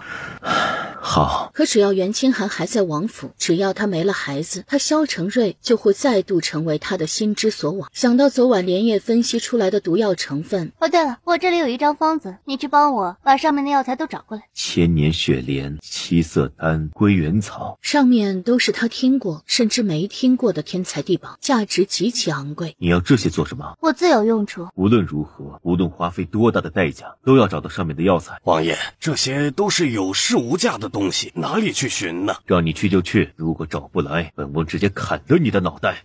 王爷，小人一定竭尽全力，但是如果真的有那么1位2位找不到，你也留小人一条性命，小人以后还能伺候王爷。少耍嘴皮子！对了，你说的那味药也想办法找来。这个好办，您若是着急，今晚就能让王妃。不着急，等他心情好些，愿意接受本王了，再动手。王爷对王妃可真好，真用心呢。但您放心，到时候咱们就做成意外小产的模样，等此事过去了，王妃必然感念王爷对她的细心体贴。萧承瑞嘴角勾起，眼底满是期待。袁姑娘，君千珏似乎在专门等着他。君公子，你体内中的毒，我查清楚了。君千珏似乎有些意外，看着他眼下的乌青，有些心疼。袁姑娘，辛苦你了。功高震主，他一直都很防备，只是没想到依然中了招。幸而有袁清寒在。您客气了，这都是我应该做的。昨天的事情，我还没感谢您呢。如果不是君千珏，萧承瑞也不会那么快发现袁若雪的谎言。袁姑娘，我还指望着你给我解毒，救我于水火，为你做什么都是应该的，也是我心之所愿。君公子所中的毒是西域奇毒，名叫噬星毒，这是一种慢性毒药，摄入之后会在人体内隐藏很久，但是也会慢慢的生根发芽，麻痹神经，摧毁人的意志。而且此毒有一个特性，若是中毒者冷性，毒性发作的就会很慢，可一旦动心用情，就会加剧体内毒性发作。前世的时候，他并没有听说君千珏中毒之事，可现在君千珏却出现了失眠甚至梦魇的症状。本王知道，袁姑娘都需要哪些药材？药材我已经让人去找了，只是不知进展如何。君公子这边也可以派人去寻。袁姑娘，你那边进展如何？昨晚瑞王府发生的事情，暗影已经送了回来。他也知道萧承瑞不肯让袁清寒离府，现在还在扯皮。萧承瑞知道真相之后，不肯让我离开了。那你怎么想？他已经让人调查过了。袁清寒喜欢萧承瑞多年，也是他从小就过得艰苦无比。对他而言，萧承瑞恐怕是他离开侯府的唯一希望。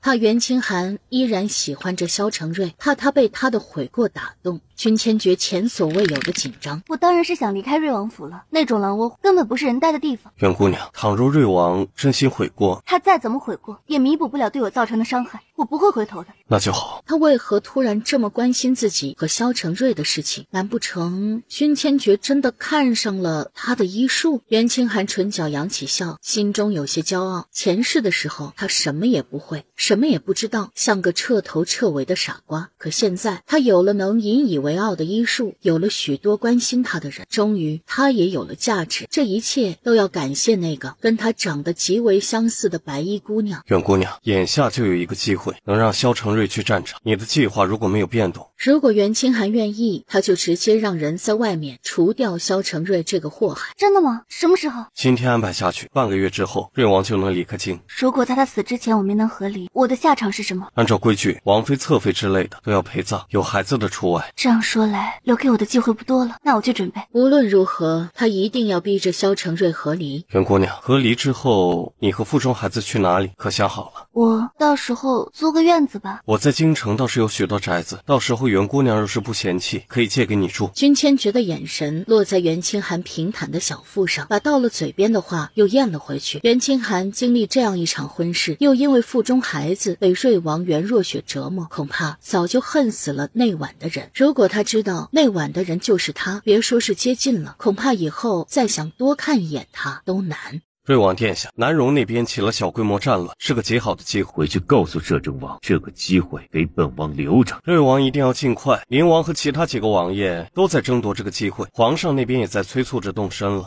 今年本王就进宫陈情，到时候还要摄政王为我在父皇面前美言几句。寒冰消息传到，人就走了。清寒，过几天本王可能去南荣一趟，府里我会告诉他们，从此以后就是你做主。你走吧，你走了之后，我就杀了袁若雪。清寒，别耍脾气，本王已经告诉过你，袁若雪不能动，只要他人还活着，你想怎么折腾怎么折腾，好不好？等本王从南荣回来，太子之位的把握也就更大了。等我成了太子，你就是太子妃。我不稀罕。萧承瑞，要么你在离开之前跟我和离，要么你的袁若雪就死在这里。别逼我。萧承瑞，分明是你在逼我。袁清寒，你若是执意如此，本王就只能带着你去南荣了。疯了不成？王爷带着家眷去战场，你以为那些将士服你？无所谓，你长得这么丑，谁都知道本王带你去是为了你的医术，而不是男女之情。现在说这些已经没用了。袁清寒，一会儿到宫里，你好好表现，有你这个医术高明的神医在本王身边，身边，父皇一定会同意我去南荣。见过皇上。瑞王，今天朕召你们前来，是要商议去征战南荣之事。你带瑞王妃过来做什么？父皇，儿臣请旨，愿带兵去平定南荣叛乱。有王妃这样的神医在身边，儿臣和将士们一定能战无不胜，把损失降到最低。老三，你这也太胡闹了！三弟妹一个女子还怀有身孕，如何上得了战场？父皇，二哥所言不假，让女子上战场不符合规矩。君千珏眼神始终落在袁清寒身上，似乎在思考着什么。袁清寒，你是怎么个想法？你也想陪着瑞王胡作非为吗？皇上，是王爷硬要拉我来，他怕我独自留在府中会欺负他的侧妃。袁清寒，父皇面前岂能乱说？我有没有胡说？王爷心中有数。皇上，自从我加入瑞王府，瑞王就宠妾灭妻，天天和袁若雪欺辱我，甚至用我的血和腹中的孩子滋养着袁若雪。我自问没有做错什么，请皇上准许我和王爷和离。皇上请看，这是王爷亲手写下的放离书，请皇上答应。袁清寒，本王已经在补偿你了，你还想怎么样？瑞王妃说的可是真的？真的让王妃用自己的鲜血滋养你的小妾？瑞王，朕在问你话，听不到。父皇，袁清寒说的都是真的，那是因为事出有因，当初是儿臣误以为袁若雪才是自己的救命恩人，所以才有了那样的误会。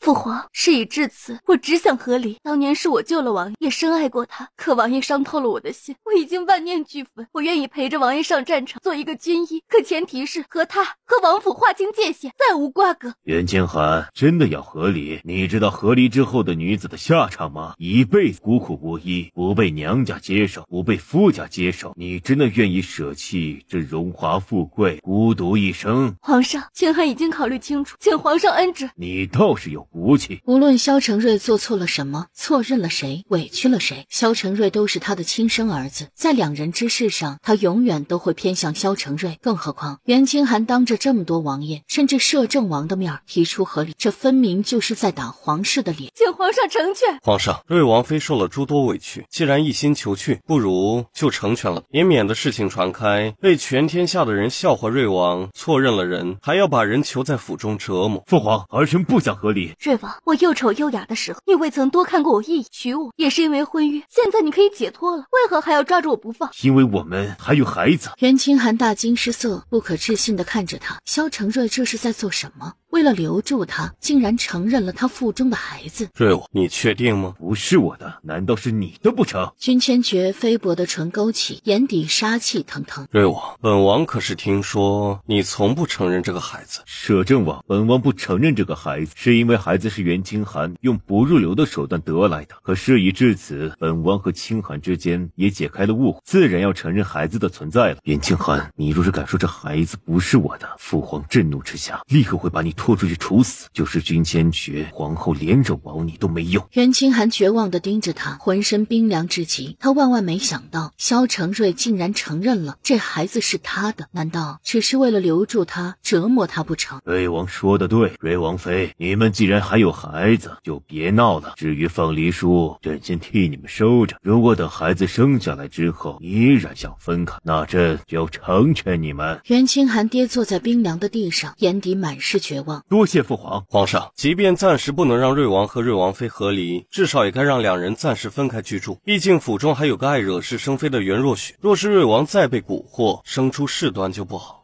摄政王，你怎么处处都在跟本王作对？瑞王，不是本王要跟你作对，实在是看不上你的所作所为，贪恋貌美妾室，欺辱真正的恩人多年，这是正常人能做出来的事吗？摄政王说的没错，三弟，你就是太过贪恋貌美如花的袁若雪，瞧不上丑陋的瑞王妃，这才被蛊惑。三哥，此事是你糊涂，三嫂要跟你和离，怪不得别人。父皇，三弟如此糊涂，即便去了南荣，恐怕也打不赢胜仗，儿臣愿意带兵前去击退南荣那些贼人。二哥，你如此落井下石，不太好。三弟，我只是实话实说而已，你连家务事都管不好，一屋不扫，何以扫天下？灵王说的有道理，瑞王，这段时间你就在府里好好反省，至于南荣的事情，交给灵王去处理。父皇，萧承瑞不可置信地看向明帝，他本以为这次是手到擒来。袁清寒咬紧牙关，暗暗地松了口气，看来历史上的一切大事还是没怎么变。都下去吧，摄政王留下，朕有些事情要跟你商议。清寒，现在你满意了吗？萧承瑞，这都是你自找找的。袁清寒，我所做的一切不都是为了你？去南柔那蛮荒之地打仗，都是为了给你一个前程。为了给我一个前程，萧承瑞，你是为了那太子之位，为了你自己。你扪心自问，今天站在你身边的不是我，你就不想争着太子之位了吗？本王是想要那太子之位，这么迫切的想要立下军功做太子，却是为了尽快掌权，脱离侯府的控制。等本王做成这一切，你想怎么处置袁若雪，我都随心所愿。萧承瑞，你还是不要狡辩了，无论你说什么，都不会相信。瑞王妃，娘娘请两位去她那里坐坐。好，我还要去看望皇后娘娘，暂时就不去了。容妃一直不喜欢他，今天不知道又要闹出什么幺蛾子。瑞王妃，你天天往皇后宫里跑，从未去探望过容妃娘娘，难道真的要让满宫都说你贪慕权势，巴结皇后吗？既然紫竹嬷嬷这么说了，那我也就不好推辞了。来人，给本宫狠狠的打！几个小太监就脸色阴沉的走了过来。容妃娘娘，不知道我做错了什么。母妃，你这是干什么？瑞儿，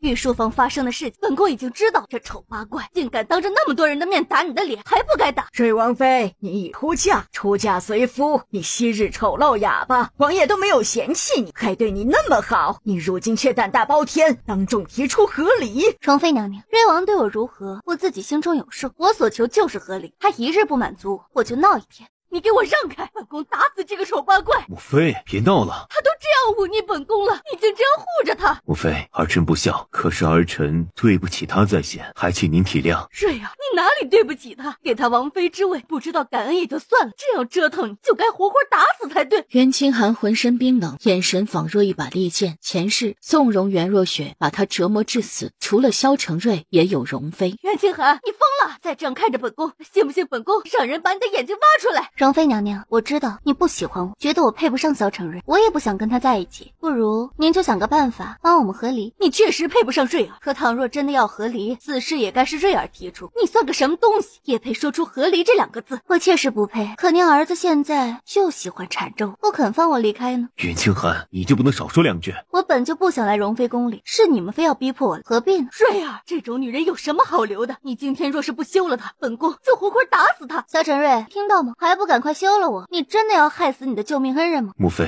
我欠了袁清寒许多，您若是真的要打，就打儿臣吧。这次无论付出任何代价，都要把袁清寒留在身边。瑞儿，本宫把你养这么大，视你为骄傲，是让你在这个丑八怪面前如此卑微的吗？一口气没上来，直直的栽倒在冰凉坚硬的地砖上。母妃，袁清寒把母妃气成这样，你满意了吗？王爷，我只是实话实说，哪里气过母妃？你不是自诩神医吗？给母妃治病怎么了？王爷，就是这丑八怪把娘娘气坏的，他怎么会好好的给娘娘治病？来人，快去叫太医！好的比疯狗还快。紫竹嬷嬷，容妃娘娘常年肝火旺盛，常年发脾气，这是中风了。你确定不要让我诊治？不会再让你伤害容妃娘娘的，你这个恶毒的丑八怪！重重的给了紫竹嬷嬷一个耳光。我和萧承瑞还没和离呢，还是皇上亲封的瑞王妃，你算个什么东西，也敢在这里骂骂咧咧？紫竹嬷嬷，她是本王王妃，此事确实是你不对。王爷，您这是彻底被丑，他迷惑了心智啊！娘娘知道之后多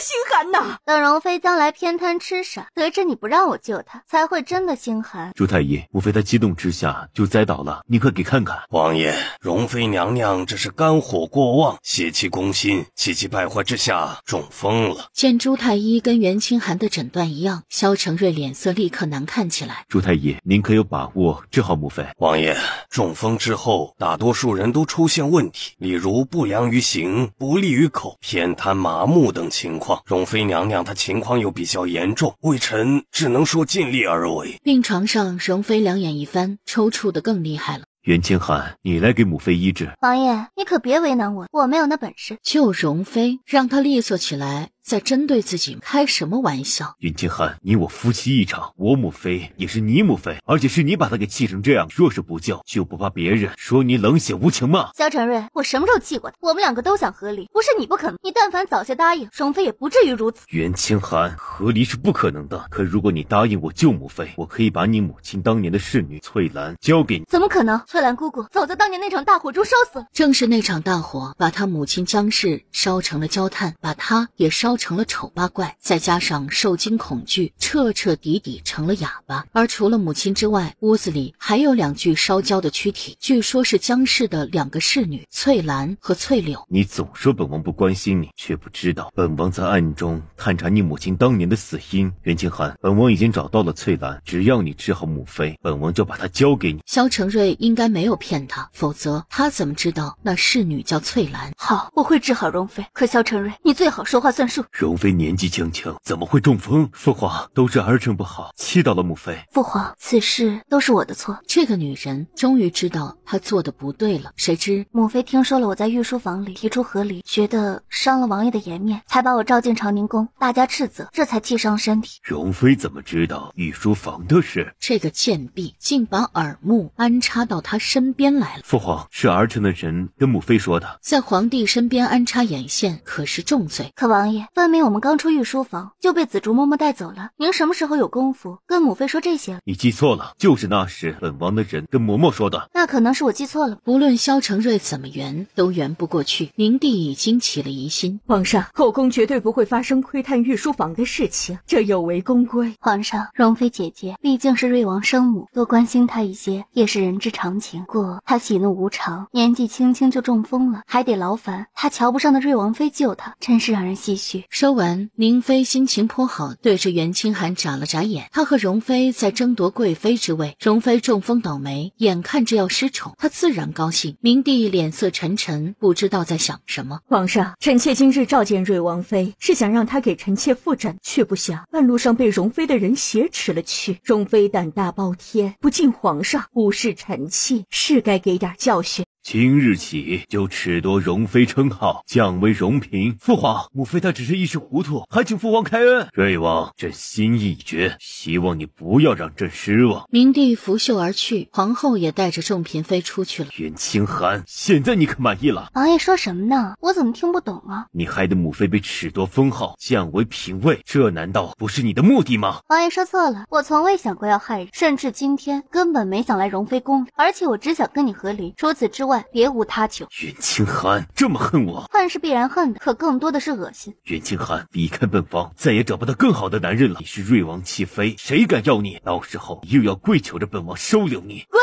永远没有那一天。王爷，娘娘醒了。知道了，跟我去看看母妃吧。等她身体好了之后，我就把翠兰交给你。好。母妃，您感觉如何？本宫难受。容嫔娘娘没了抽搐的症状，说话也很利索，想来已经没有大碍了。你叫我什么？袁清寒，还不肯消停吗？瑞儿，你说为何叫本宫容嫔？你应该好好休息，别想那么多。娘娘有所不知，瑞王妃在皇上面前说您在御书房安插眼线，皇上震怒，已经把您降为容嫔了。什么？怎么会这样？我可没有乱说，而且你究竟做没做，皇上心中自然明白。母妃，您刚刚中风，身体还脆弱得很，如果再乱发脾气，影响了身体，将来若是想要复宠，可就真的没希望了。瑞儿，这丑女又狠又毒，休了她，咱们也落个清净。求之不得。母妃，清寒腹中有我的孩子，我暂时不能休了他。怎么可能？袁若雪都跟本宫刚说了，孩子不是你的。母妃，袁若雪还说他是儿臣的救命恩人，结果不也是骗人？这个贱人赶出去，本宫不想看到他。容嫔安歇吧，我先告退。袁清寒，这就是你要的人。你是翠兰姑姑。大小姐，是我。大小姐，奴婢对不起夫人，对不起您。翠兰，当年那场大火到底是怎么回事？你又是怎么活下来的？你放心说就是，本王若是想要害你，再找到你就让人杀了你，何必留到现在？大小姐，当年我们嫂子来看望我们姐妹，夫人好意亲自接见了她，可当时院子里忽然起了火，林姨娘的人把我们关在房间里，想要活活烧死我们，无论我们怎么哀求都没用，房屋都被烧毁，夫人和姐姐嫂子也被烧死，只有奴婢护着您，勉强逃过一劫。可奴婢不敢说出实情，怕老爷和姨娘赶尽杀绝，只能跳进泔水车里逃走，留下大小姐一人在侯府，孤苦无依。你确定刚看到了灵氏的人？大小姐，奴婢不敢说谎，确实看到了。你打算怎么做？还能怎么做？杀人偿命，欠债还钱。袁清寒，本王会替你和你娘报仇的，但是你能不能暂等一段时间？等你成了太子，等你不再需要侯府的支持。你既然知道，也该懂些事了。萧承瑞，我要什么，你一清二楚。和离之后，你我一刀两断，自然也就懂事，不会再给你造成任何困扰。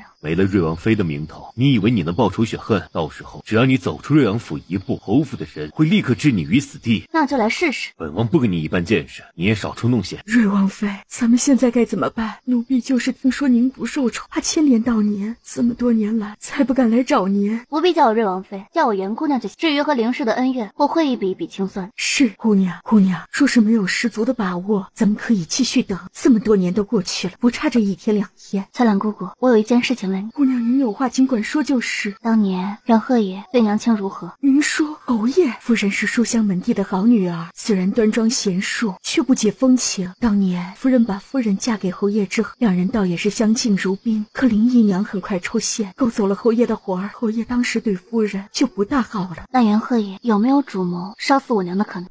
姑娘，奴婢不想撒谎，可正是因为这个，奴婢多年来才躲躲藏藏，不敢现身。袁鹤野果然心思歹毒，这么多年来，他眼睁睁地看着林氏和袁若雪欺辱他，原来他早就存了要杀他的心思了。翠兰姑姑，倘若有一天我需要你指证袁鹤野和林氏，你可愿意？姑娘，奴婢苟活这么多年，就是为了那一天。倘若不是还抱着复仇的希望，奴婢当初就直接陪着夫人死了。您又何必问奴婢这些？翠兰姑姑，你放心，很快就会到那一天的。翠兰恭敬地点了点头，泪水汹涌的眼底满是信任。请个大夫到地牢，至少先保住袁若雪和月山的性命。王爷，如果王妃知道之后生气，该怎么办？他把人活活折腾成那样，本王没治他罪已经很好。袁若雪对本王还有些用处，不能死。他们王爷果然多情。翌日一早，袁清寒，你究竟把雪儿怎么样了？侯爷，侯夫人，好久不见。他还没去找袁鹤野和林氏呢，他们反倒自己送上门来了。袁清寒果然跟当年不一样了。袁清寒，少来这套，把雪儿交出来。袁若雪在地牢呢，你们若想找她，也该找萧承瑞要人。什么地牢？雪儿怎么会在地牢？是在地牢啊，王爷亲自把人扔进去。哦，对了，袁若雪被毁容了，现在过得很是凄苦呢。毁容？是不是你做的？是不是你毁了雪儿的容貌？就是我，就是用我手中这把刀。侯爷夫人，袁若雪现在可怕的很呢，你们还是别见了，免得吓到了自己。你这个疯女人，你就是嫉妒雪儿比你长得漂亮。王妃的容貌比袁若雪漂亮1000倍万倍，只是不屑于让这群蠢货看见罢了。王爷在哪儿？我要见王爷，我要让王爷给我们家雪儿一个公道。侯爷，侯夫人已经让人去请了。袁侯、侯夫人两位不经过通报就擅闯王府，究竟何意？对王，本侯2个女儿都嫁给了你，侯府和王爷是亲上加亲，本侯来看望女儿，没什么过错吧？侯爷若是事先递过帖子，告知过本王，自然没错。可侯爷、侯夫人气势汹汹的前来王府，逼问本王王妃，究竟是何等用意？瑞王，当真以为这个女人救了你，不过是设计骗你的罢了。可怜我家雪儿，当年为你跳进了寒潭，连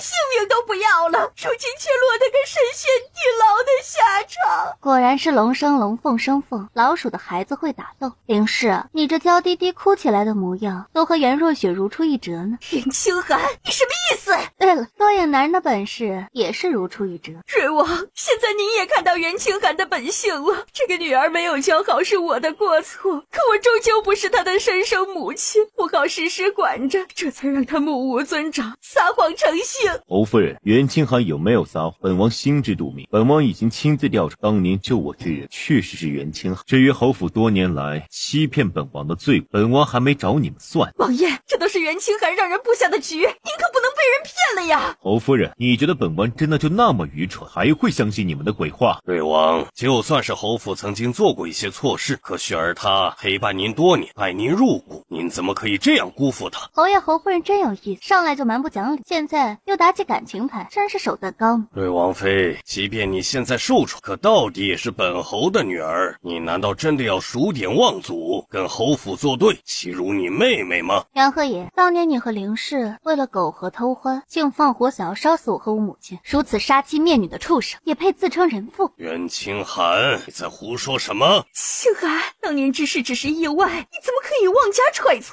是不是妄加揣测？你们心中有数。仇恨地盯着两人。来人，这对杀人凶手抓起来！清寒，当年之事过去那么久，也没什么证据，你不能听人一面之词。萧承瑞，你若是今天帮我讨回公道，当年救命之恩就抵消了，从此你也不再欠我。王爷，你真的要为一个丑女跟侯府作对吗？别忘了，你还要靠着我侯府在军中的影响来站稳脚跟。清寒，王府和侯府是一家人，别闹了，之后本王会想别的办法补偿你。如果他想坐上太子之位，军中的支持必不可少，侯府是他最好的选择。萧承瑞，这就是我为何不信任，在我和利益之间，你选择的永远不是我。袁清寒，你怎么这么不懂事？我为何要懂事？侯府虐待我多年，你和袁若雪又虐待我、欺辱我，我为何要懂事？瑞王，袁清寒自幼丧母，脾气古怪得很，总觉得天下人都亏欠了他，所以我和王爷也都不喜他。没错，瑞王，也只有若雪才配得上你，你也该好好考虑将来和谁共度一生，把谁带出去。是啊，王爷，我可听说袁清寒腹中还怀着野种呢，若是将来此事传了出去，您的颜面可都要扫地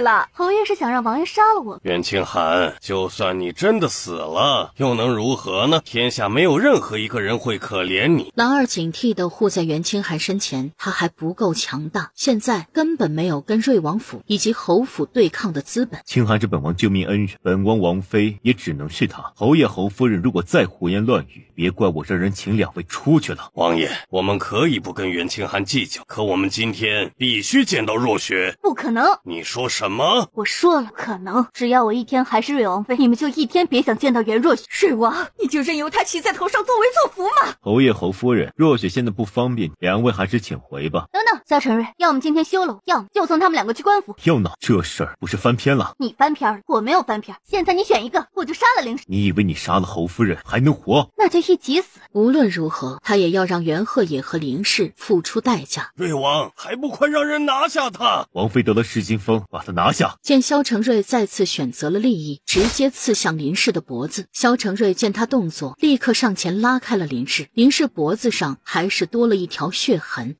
疯了，袁清寒疯了！瑞王，你若是再放任他这样放肆，将来必然会给瑞王府带来灾祸。来人，把王妃关回清寒院。兰儿护在袁清寒身前，终于不再隐瞒自己的武功。姑娘，您别怕，奴婢一定不会让您有事的。看见那边萧承瑞出手，小心！这时却已经来不及了。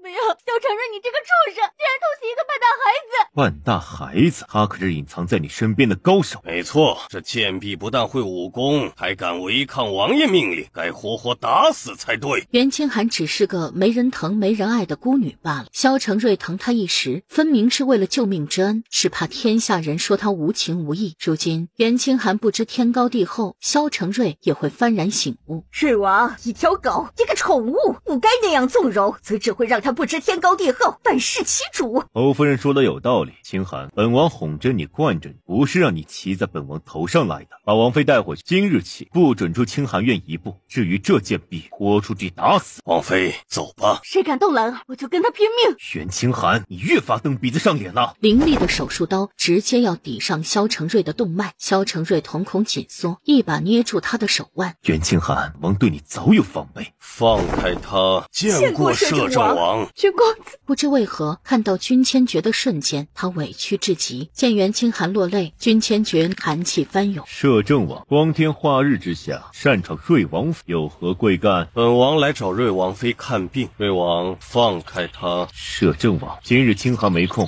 您请回吧。耽误了我家王爷看病，谁承担得起罪责？他们正要去训兵，却被暗影拦了路。于是大队人马跟随主子，毫不犹豫地来了瑞王府。瑞王，早就听说你喜欢打女人，现在一看，果不其然，这么多人看着，你还打瑞王妃呢？如果关起门来，你岂不是要把人弄死？摄政王，高副将，你们有所不知，这袁清寒疯了，拿着剑要杀了我，瑞王这才逼不得已阻止了他。林氏杀人偿命，本就是天经地义，你害死了我娘，本就该死。你说我害死你娘，你有证据吗？有证人吗？如果没有，凭什么大放厥词？袁姑娘，如果你有林夫人害死先侯夫人的证据，可交出来，本王会为你讨回公道。哟，摄政王，奴婢就是证人。摄政王，奴婢是先侯夫人江氏身边的丫鬟，名叫翠兰。当年就是侯爷和林姨娘带人放火，想要烧死夫人和小姐。怎么可能？你怎么可能还活着？侯爷，林姨娘，你们没有想到吧？老天垂怜让我逃出升天，为的就是有朝一日让真相大白于世。既然有人证，高长青把袁侯和林氏押起来，送往刑部死牢严加看管，由本王亲自审问。瑞王，救命！救命啊！侯府出了什么事情？王府也没好。今天之事只是误会。摄政王高副将到底想干什么？皇上给本王摄政王之位，自然是让本王保家卫国，惩恶扬善。若是不把这些滥杀无辜之人绳之以法，本王岂不是愧对皇上期待？袁清寒不知道君千珏为何要帮他，可他知道自己对他感激至极。摄政王，你只听信在袁清寒一面之词就带走袁侯，太过武断。本王说了，会调查清楚。袁姑娘，你跟我走。摄政王带走本王岳父岳母还不够吗？为何连本王王妃都要带走？袁姑娘是受害人，本王自然要带走。萧承瑞，你放开我！袁清寒真的要把事情闹到不可收场的地步，真的要跟他走？我宁愿去刑部大牢蹲着，也不想跟你共处一室。王就让你这么讨厌？萧承瑞，你确实让我很讨厌，原因我已经说过无数次，现在你可以放开我了吗？萧承瑞自私自利，他真正爱的人只有他自己。放开！不可能，是本王的王妃，哪里也不许去。君千珏大步上前，大手抓住了袁清寒的胳膊。瑞王，你若是再阻碍本王，就别怪本王无情了。知道摄政王杀伐决断，可你敢杀了我吗？杀了萧承瑞会毁了他筹谋许久的全盘计划，没必要。可借着阻止他办案治病的名头，把萧承瑞打个半死，却不会有什么后果。主子，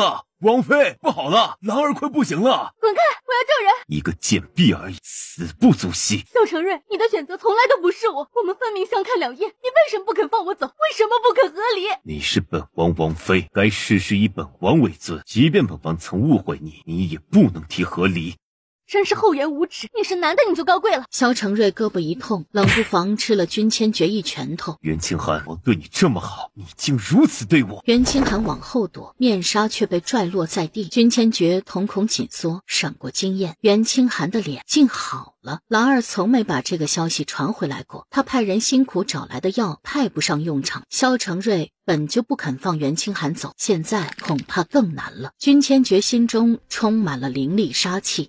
袁姑娘，你怎么忽然变得这么好看？袁清寒丑陋无比，根本不是袁清寒，这真是王妃。没错，我的脸早就好了，只不过你们瑞王府的人不配知道。袁清寒竟如此欺骗本王，管家不准放他走。萧承瑞瞳孔紧缩，眼前天旋地转，袁清寒那张绝美的脸却深深印在他的脑海里。王爷，保护王爷王妃，不准他们带走王妃。君千珏上前，把袁清寒护在身后，对着高长青微微颔首。瑞王府的侍卫们很快溃不成军。摄政王，这里可是瑞王府，你怎可如此赶尽杀绝？皇上知道之后一定会震怒的。赶尽杀绝？我家王爷不是还留了你给瑞王传信儿吗？李管家跪坐在地上，委委屈屈的憋红了脸。袁姑娘，本王请你去摄政王府为我治病，顺便陈述一下先侯夫人江氏的冤屈。袁姑娘，请。他微微颔首，跟在君千珏身后离开了修罗场一样的瑞王府。马车上，袁清寒飞快地给兰儿把脉，制止了伤势。袁姑娘，你在怕我？没，君公子只是怕今天的事情给你带来麻烦。你不必担心我，皇上不敢对我如何。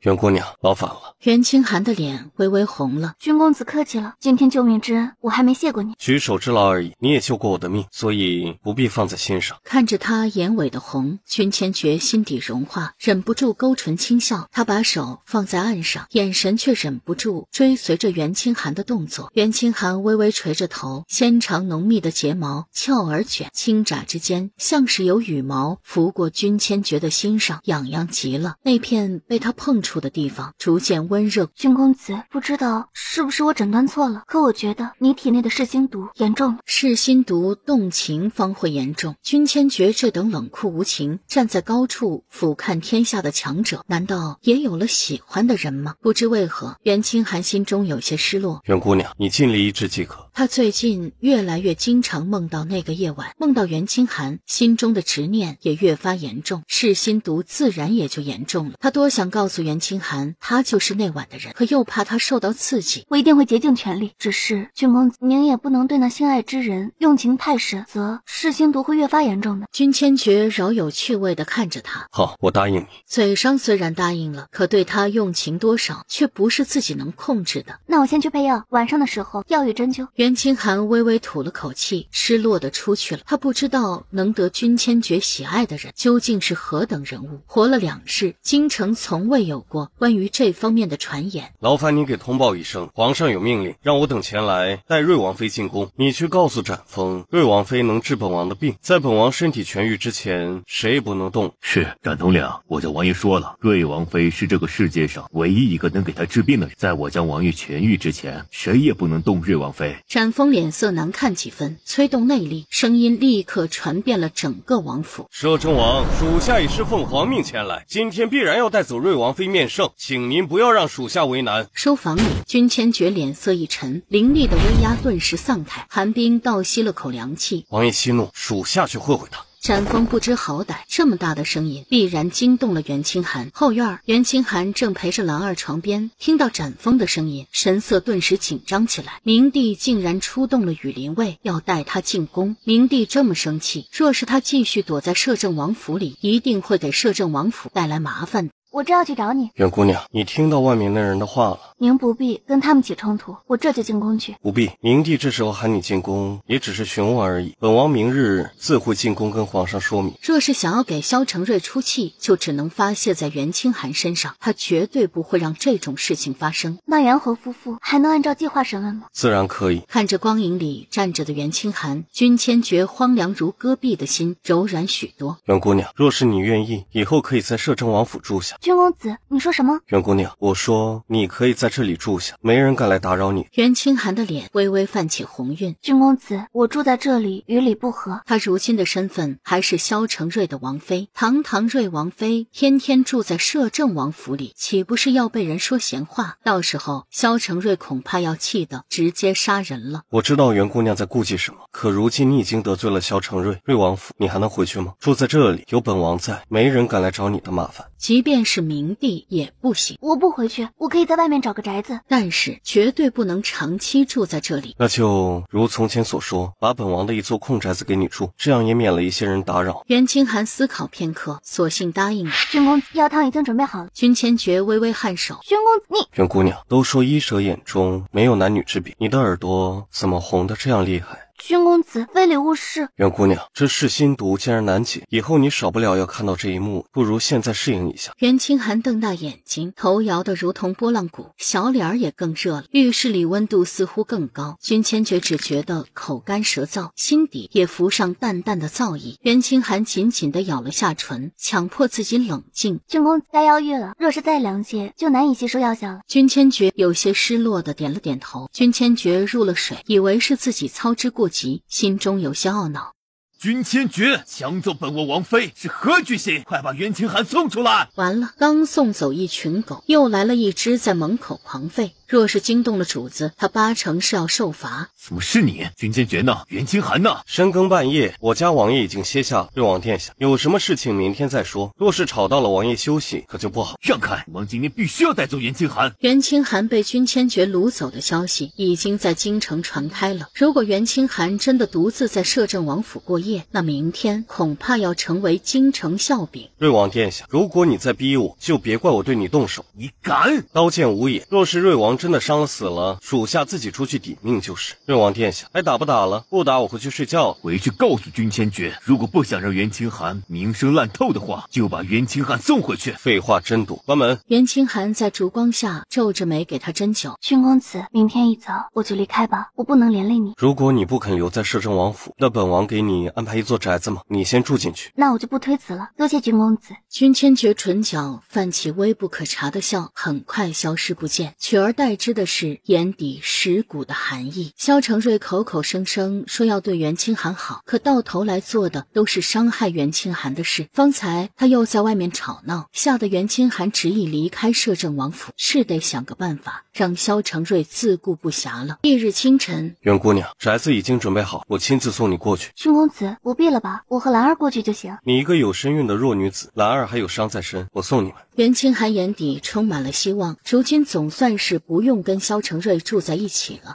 见过袁姑娘，小人是素府的管家，您叫我老曹就行。袁清寒一看就知道他不是普通人。曹叔，快快请起，我只不过是借住一段时间，您不用这么客气。果然是个好姑娘，怪不得能让他们家主子如此上心，甚至送到这里保护着。君公子，是素府，这是我早年的一座宅子，袁姑娘安心住下就是。多谢君公子。袁姑娘不必如此客气，让曹叔带你进去吧。本王去刑部审问袁鹤乙和林氏。君千珏知道袁清寒最在乎什么，多谢君公子。虽然他在为君千珏解毒，可目前来说进展不大。可君千珏却对他这么照顾有加，他不是不懂感恩的人，心中不是没有悸动。袁姑娘，你不必放在心上，帮你就是帮我自己。袁姑娘可还适应？君公子，你怎么来了？刑部那边有消息了，所以我过来告诉你一声。君公子，当年我母亲的事确实是林氏所为，不过她一力承担了下来，选择保住了袁鹤乙。君公子，如果按照这个罪名，林氏会是什么下场？秋后问斩。君公子，这已经在我预料之外了，感谢您顶着压力为我收拾林氏。袁姑娘，如果你想对付袁侯，本王也可以再想想办法。只需要处死林氏就行，至于袁鹤乙，暂时不用管他。袁鹤也是冠军侯后人，冠军侯虽然已死，可在军中旧部甚多，都对袁侯府忠心耿耿。如果君千珏没有确凿的证据，直接对袁鹤也下手，必然会引起军中大乱。袁清寒知道君千珏的计划，他只想暗中帮助他，不想成为导致他计划全盘皆输的罪魁祸首。至于袁鹤也，他迟早会让他付出代价。也好，君千珏以为他对袁鹤也依然有父女之情，也没有再说什么。君公子，多谢你如此照顾我，我一定尽快为你解毒。袁姑娘，我对你好，不是为了让你报答我。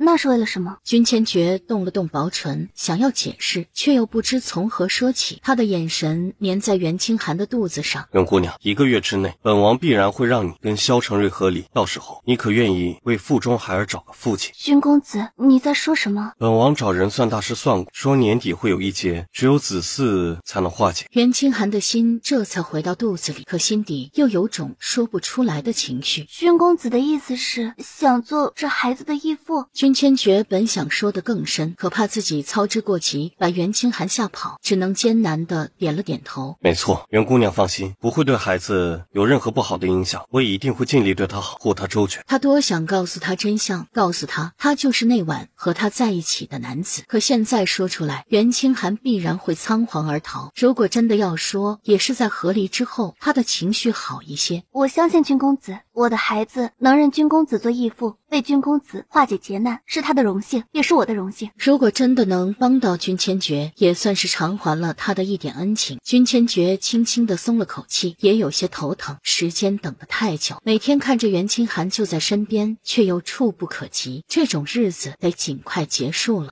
西浩的使团还有多久到京城？主子，大约还有1个月的时间。把这个消息传给荣嫔，告诉他西浩皇帝最疼爱9公主，若是哪位王爷能得他，必成太子。主子，您是想借着荣嫔来促使袁姑娘和瑞王和离？知子莫若母，荣嫔会有办法让瑞王答应和离。袁清寒，你还敢来？不是荣嫔娘娘喊我过来的吗？听说您身体不舒服，我理应孝敬。上次如果不是你故意气本宫，本宫怎么可能中风？荣嫔娘娘，我只是实话实说而已，是您自己气性大。清寒竟敢如此跟本宫说话，来人，按住他！本宫要好好教训教训他。谁敢动我家姑娘？一个贱婢也敢在长宁宫耀武扬威，拖出去打死！白色的药粉散落在空中，紫竹嬷嬷等人眉头紧皱，很快捂着心口晕倒在地上。荣嫔因为离得远，躲过一劫。放肆！竟敢在长宁宫闹事，我看你是要反了天了。荣嫔娘娘在说什么？我怎么听不懂呢？您的这些人不是自己吃错了东西晕过去了吗？袁清寒，不要再执迷不悟了。放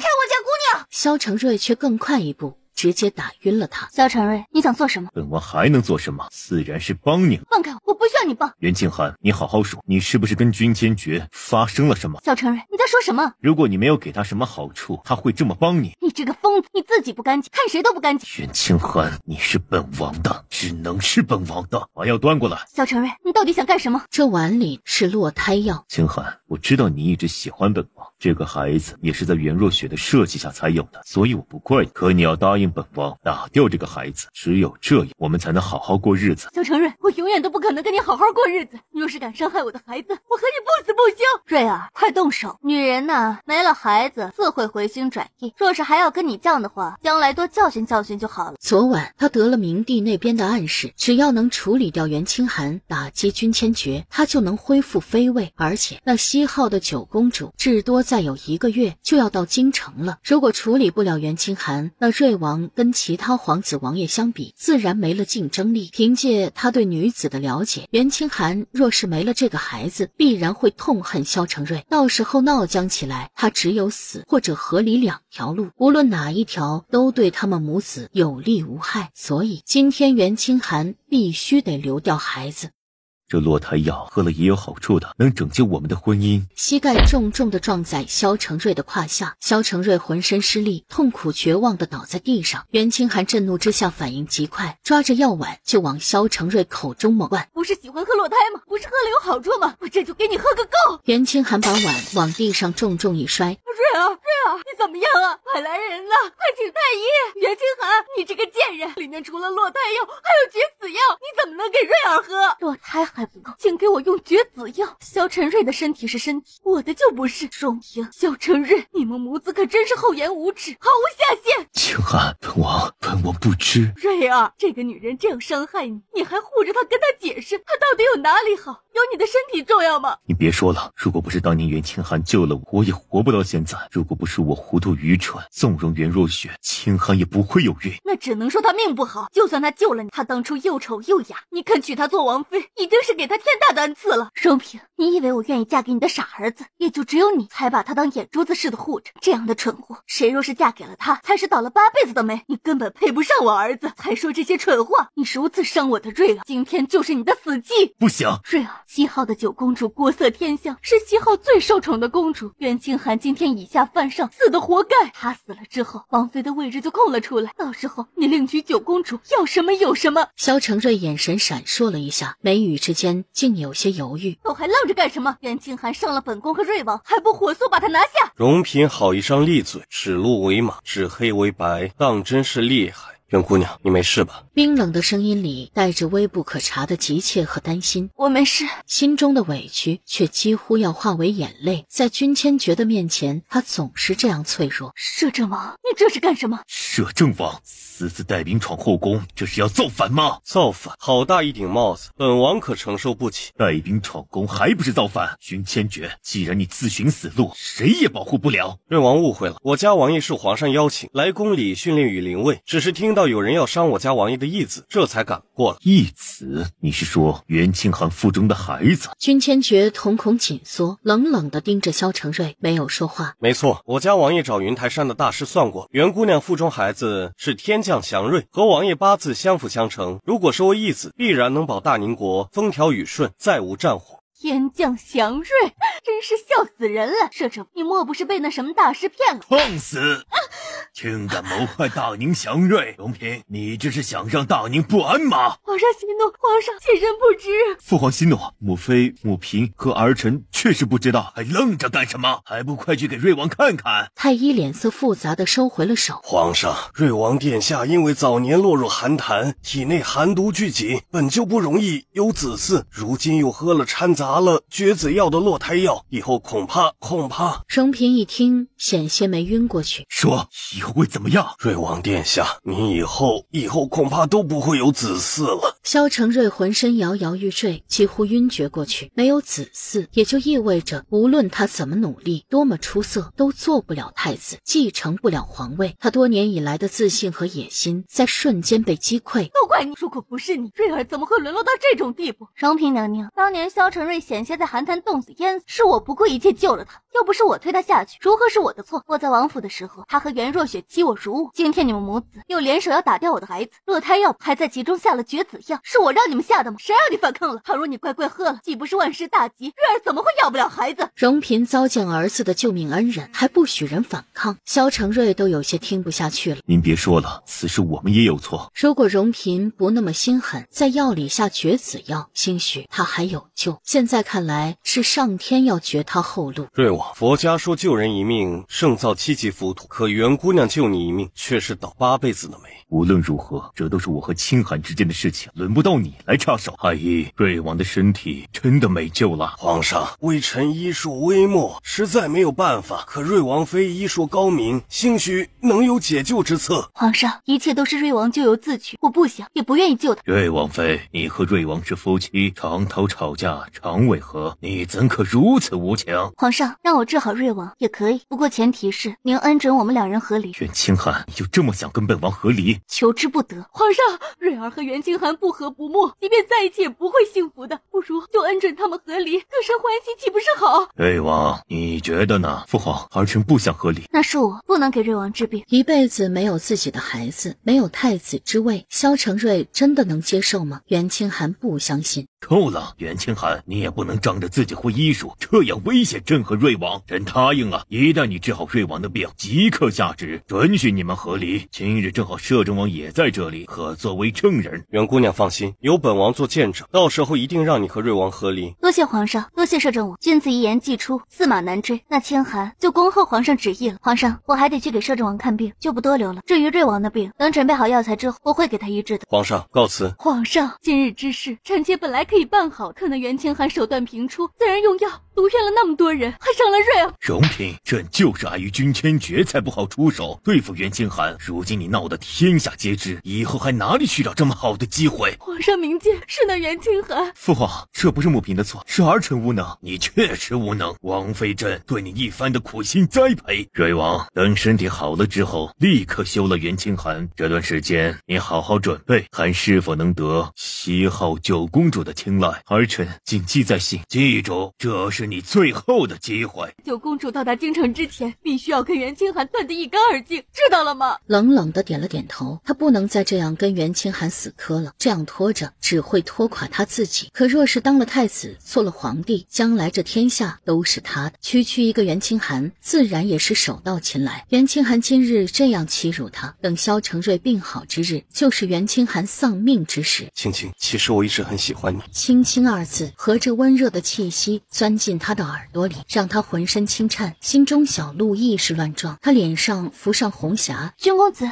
她这样的女子怎么配得上他的喜欢？青青，本王在想，等你和离之后，我未婚你未嫁，我们为何不能长时在一起？还有你腹中孩子也该有一个父亲，我想好好的照顾你。可君公子，你不是有心爱之人，我知道君公子很同情我，可我将来也只是瑞王的下堂妃。整个大宁，哪一个男人若是跟我亲密一些，恐怕都要被皇室盯上，惹上无穷无尽的麻烦。青青，我的心爱之人是你，至于那女子，只是我的借口。我曾和那女子只有一面之缘，当时我误入她房中，被他人设计中了魅毒，我是该对她负责，所以一直都在找。那君公子更该找到她，对她负责，而不是把我当做他的替身，怜悯我，同情我。他知道失身的女子过得有多么痛苦，所以宁愿君千珏找到那个女子。可心底细细密密的疼痛弥漫开来，让他难以呼吸。他万万没想到自己在战场上运筹帷幄，可在袁清寒面前却会如此紧张嘴笨。袁清寒，本王袁清寒，别以为本王需要你的医术，不敢动你。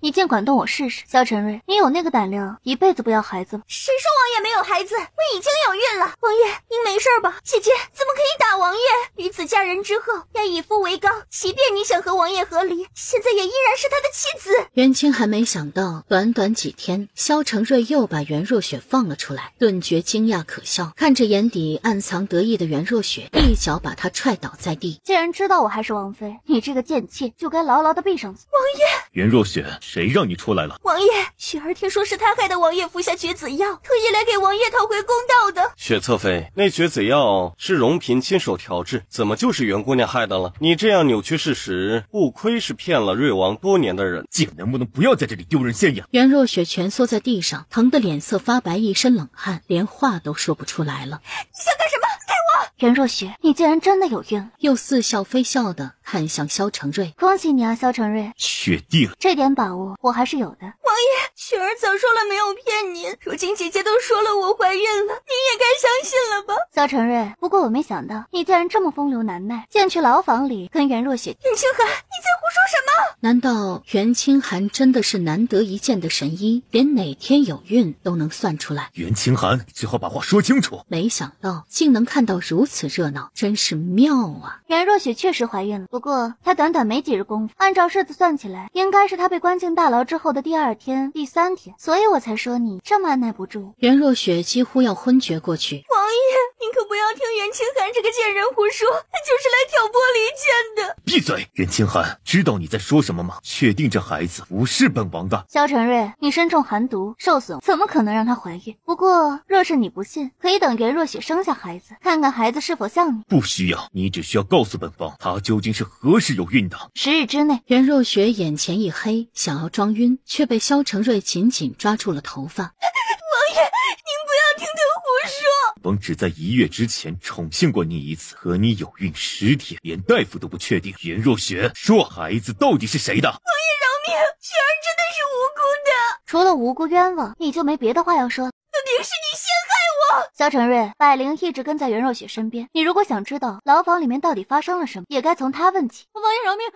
妃饶命，奴婢什么都不知道啊。袁姑娘，累了吧？快歇歇。多谢。韩冰不愧是君千珏的贴身侍卫，果然体贴周到。出去。瑞王府家丑，怎可让摄政王府的人看？君千珏如果知道他可悲至此，恐怕更看不起他。瑞王何必如今紧张？我们早就知道你愚不可及，今日之事也不会改变我们对你的看法。韩冰，你仗着自己是摄政王的人，真以为不敢杀你？要杀我，那也得有那个本事才对。可瑞王却是我的手下败将呢。抬手重重地给了袁若雪一巴掌，也就眼前的贱女人能供他发泄。说，袁若雪到底怎么怀的孩子？王爷，您若是非要相信姐姐的话，我说直接杀了我，只是请王爷放了百灵，她是无辜的。王爷，侧妃真的没有做对不起您的事情，一切都是王妃胡说八道，为了争宠诬陷侧妃的。争宠？萧承瑞，你若是舍不得下手，我可以代劳。古人有凌迟之刑，把人身上的血肉一片一片的削下，受千刀万剐之苦。百灵，你想不想试试？王妃饶命啊！王妃，袁姑娘，这等脏活您就别亲自动手，让属下来代劳吧。百灵，我在军中可是熟练各种审问手段，你要是还不说的话，我就真的继续动手了，你会变成丑八怪的哦。我都说，求求你不要折磨我了。王爷，王妃，那孩子是月山的。你说什么？百灵，你说是敢胡说八道，必要了你全家的命。雪侧妃不是一直温柔善良，连一只蚂蚁都不舍得踩死，怎么今天就要杀人全家？都是你害的，都是你设计害我。萧承瑞上前重重踢在他胸口。说实话，王只杀你一个，说谎必让你9族陪葬。王爷，关进地牢第2天，侧妃就坐不住了，说是只有孩子能让她改变翻身局面，所以就用了月山的那东西，要怀孕蒙骗王爷。王爷，奴婢说的都是实话，您可一定要放过奴婢家人，他们真的没有牵连其中啊。月山真的是那个畜生，不愧是你的好侍卫，果然体谅你，什么都想代劳，这都是你自己选的人，你最信任的人，你看我做什么？说做了多少对不起本王的事情？王爷，我和月山之间是清白的，不要听人胡说。去把月山带过来。月山到底何时跟袁若雪勾搭上的？他已经哑了，你问他有什么用？不如问问这2位会说话的。王爷，王妃，侧妃确实没和月山有过亲密接触，所借用的。王爷，我这也是被逼无奈，您能不能看在侯府的面上饶了我这一次？我以后一定将功补过。袁若雪，你如此坑害本王，岂能饶你？王爷，您不能动我，您需要侯府的支持。是吗？你以为王还会受你威胁？来人，月山扔进寿园，贱人割舌断手脚，耗尽药瓮。王爷，饶了他吧。月山，本王这么相信你，你却如此对我。可他依然被管家带着几个家丁拖走，扔进了寿园。姐姐，求你让王爷网开一面，我保证以后再也不敢找你麻烦了。妹妹错了，真的知道错了，看在我们同一个父亲的份上，救救我吧。袁若雪，你说的话我是一字也不信的。求萧承瑞放了你，怎么可能？我巴不得亲自动手，把你千刀万剐。贱人，不得好死！却见萧承瑞重重一脚踹在袁若雪后心，袁若雪口吐鲜血，再也发不出任何声音。本王要的酒瓮呢？你耳朵聋了？管家见他竟是来真的，紧张的咽了口水，吩咐人抬过来了一瓮烈酒。王原不想杀你，可你欺骗本王多年，害得本王沦落到这种地步，终要为自己的行为付出代价。王爷饶命！雪儿知道错了，我真的知道错了。我打掉这个孩子，给您做牛做马，只要您肯放过我。你也配？袁姑娘，我们先回去吧。今天瑞王明显没心情治病。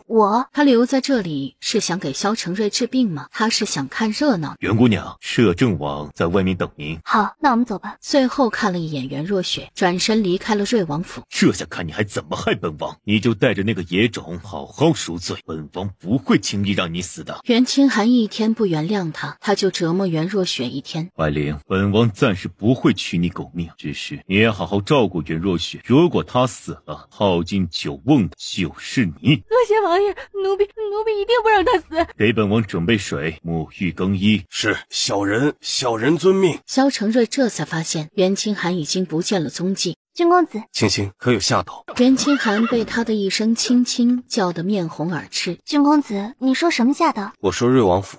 没。他还想多欣赏一会儿看昔日爱人反目成仇、自相残杀的戏码，怎么会被吓到？没有就好。他接到暗影的消息，就担心的赶过来了。可没想到他的青青胆子竟比他想的还要大。青青，以后有什么不方便的事情，可以让兰儿来告诉我，我会替你办好。多谢摄政王。君千珏微微颔首，送他回了素府。劳烦曹叔帮我准备一些礼物，等明天我要去将军府拜访。袁姑娘，您和江家有什么关系啊？江家是我的外祖家，我娘是当年江家大小姐。我想起来了，当年江家是曾有个大小姐，后来嫁了人，跟江家决裂了。也正是那一年，大宁国发生巨变，先皇驾崩，当年太子一家被尽数毒死，明帝在夺嫡之争中胜出，成了大宁国的皇帝。他也是在那年带着君千珏远走高飞。如果袁清还没有记错的话，前世中秋的时候，他的外祖威武老将军江泉突发心疾去世。当年他的娘亲跟江家决裂，嫁给了袁鹤乙，后来却落了一个被火烧死的下场。他心里不知道多后悔。这一世，袁清寒要替娘亲修复和江家的关系。外祖江泉在军中多年，威名不输袁鹤野的父亲冠军侯。只是江泉脾气怪，当年摔断腿之后就一直赋闲在家，一直不喜欢君千珏这位摄政王。若是他袁清寒能和江家打好关系，那将来君千珏统治军队的麻烦也会更小一些。袁姑娘想去江家？没错，只是我担心老将军不一定肯认他。当年他和江大小姐断绝关系，可是闹得人尽皆知呢。而且这么多年，袁清寒在瑞王府受苦受难，江家也没有任何人关怀过一句。他既然想去拜访，那倒也不用拦着，只是务必让人跟着，保证安全。公子，我倒觉得袁姑娘去江家是为了您。君千珏菲薄的唇扬起微不可察的笑意。曹叔，别胡说，袁姑娘对我没有男女之情。公子，袁姑娘心里是有您的。青青心中有他最好，没有的话，他就是用尽余生死缠烂打，也会让他爱上他。老爷，老将军没老爷了，您不能离开我们呀！袁清寒眼底一酸，连忙扑了过去。你想干什么？我在救人。哪里来的疯子？马上拖出去！不能让他扰了老爷的安宁。老夫人息怒，江大人息怒。我是宫里来的太医温宁，这位是我的小徒弟，他只是想救老将军，并没有冒犯的意思。温太医，连你都治不好我家老爷，更何况是你的徒弟。温太医，老夫知道您年轻有为，年纪轻轻就到了了太医的位置，可这老将军已经咽气了，还怎么救啊？对呀，除非神仙下凡，给老将军喂上一颗起死回生的仙丹。江大人，您能不能先放开我？老将军真的还有救，可您若是再拖延下去，就来不及了。鬼使神差的，他收回了手。袁清寒心头一松，赶紧给江泉做心肺复苏。老身岂能容许你这样糟蹋我家老爷的遗体？娘，您没事吧？我没事，叶太以身为国，老身不能让他走了也不得安宁啊！江大人，我这徒弟颇有几分天赋，不如让他试试。如果真的救活了老将军，岂不是好？怎么可能？人死不能复生，痴心妄想！温太医，您可真能吹呀！是不是就靠着这一张胡说八道的嘴进了太医院呢？你们不是对我能进太医院不服气吗？如果今天我徒弟救不活老将军，我就辞去太医院的职务，从此以后再不行医。可如果我徒弟把老将军救回来了，你们都给我磕头赔罪，如何？要说徒弟，也该他是袁清寒的徒弟才成。可现在为了救人，不能在乎这些细节了，否则将军府的人恐怕会再度阻拦。好，我们答应。温太医呀，这可是你自己要自觉虔诚，不是我们逼你。袁清寒眼神越发急切，从药箱拿出了抢救物品。温太医，你这徒弟是要用这铁打老将军吗？乱来，真是乱来呀！温宁也惊奇地瞪大双眼，不过他知道袁清寒肯定不会乱来，这没见过的东西一定是珍贵的神器，说不定能起死回生。你在做什么？快放开我家老爷！温太医，你和你徒弟如此侮辱我爹的遗体，我要去皇上面前状告你们！老夫人，江大人，请给他一个机会。老将军活了，活过来了！人群中有人看见江泉醒来，剧烈的咳嗽着，顿时见了鬼一样，急切地叫了起来：“老爷，您可算是活过来了！爹，您没事了，这可真是太好了！快倒杯水，老将军，您把药吃了。”你是谁？老爷，这是温太医的学徒，如果不是他救了您，我们恐怕就再也见不到您了。江泉怀疑地看着袁清寒，把药丸和水咽了下去。恭喜老将军，贺喜老将军！没想到温太医的徒弟真的能起死回生，我们甘拜下风。诸位同仁，咱们先出去吧，别打扰了老将军一家团聚。你不是什么学徒，说你到底是谁？清寒见过外祖父、外祖母，见过舅舅。你是清寒？老夫不是说了不见你吗？外祖父，我昨晚梦到母亲，她说你有危险，让我无论如何一定要救你，所以我才自作主张，让温太医带我来了将军府。舒儿他竟然给你托梦了，都是老身不好。如果当初我们不和他断绝关系，兴许他也不会过得这样凄惨。外祖母，母亲她是被袁侯和林氏设计害死，我已经把林氏送入大牢了，接下来只想让袁鹤也付出代价，让母亲安息。清寒，你说什么？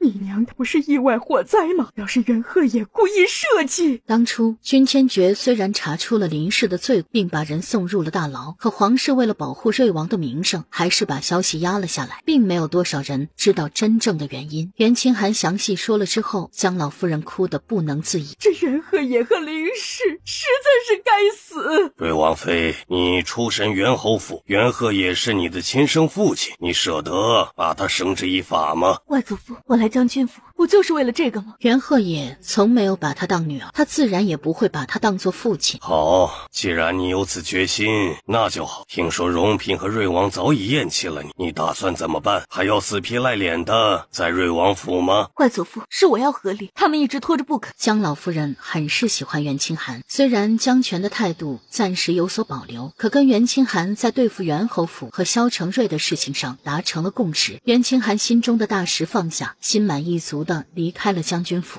主子，已经调查过了，林家人这次来京城是受人点拨，来给柳丞相和吏部送礼。柳家对明帝忠心耿耿，林家人跟他们扯上关系，一定要防备着。他和曹叔曾经在林家生活过很久，受了林南风不少苛责。如今林南风仗着他曾经收留过他和曹叔，就来摄政王府颐指气使，真是不知天高地厚。只是不到万不得已，他也不想对林家下手，毕竟林家曾在危难之际帮过他和曹叔。王爷，袁姑娘来了，正在大殿等您。韩冰，你亲自盯着林南风，他在京城里见了什么人，说了什么话，本王都要知道。如果敢对过往泄露半分，格杀勿论。您放心，属下心中有数。青青，君公子，今天是该针灸疗毒的日子。君千珏端坐着，等所有的银针都刺进他的体内，袁清寒才在一边坐下。君千珏深邃漆黑的眸子一直看着他，温柔深情。等半个时辰就能拔针了。君公子，我给你开的药，你可有认真喝？他真是得了失心疯啊！竟梦到君千珏是内晚的人，可他向来倒霉，怎么可能会那么幸运？自然，青青的嘱咐我怎敢不从？君千珏这是在干嘛？为何非要聊得他手足无措？青青，其实昨晚我想告诉你，却冷不防的被一道声音打断。千珏哥哥，嘿，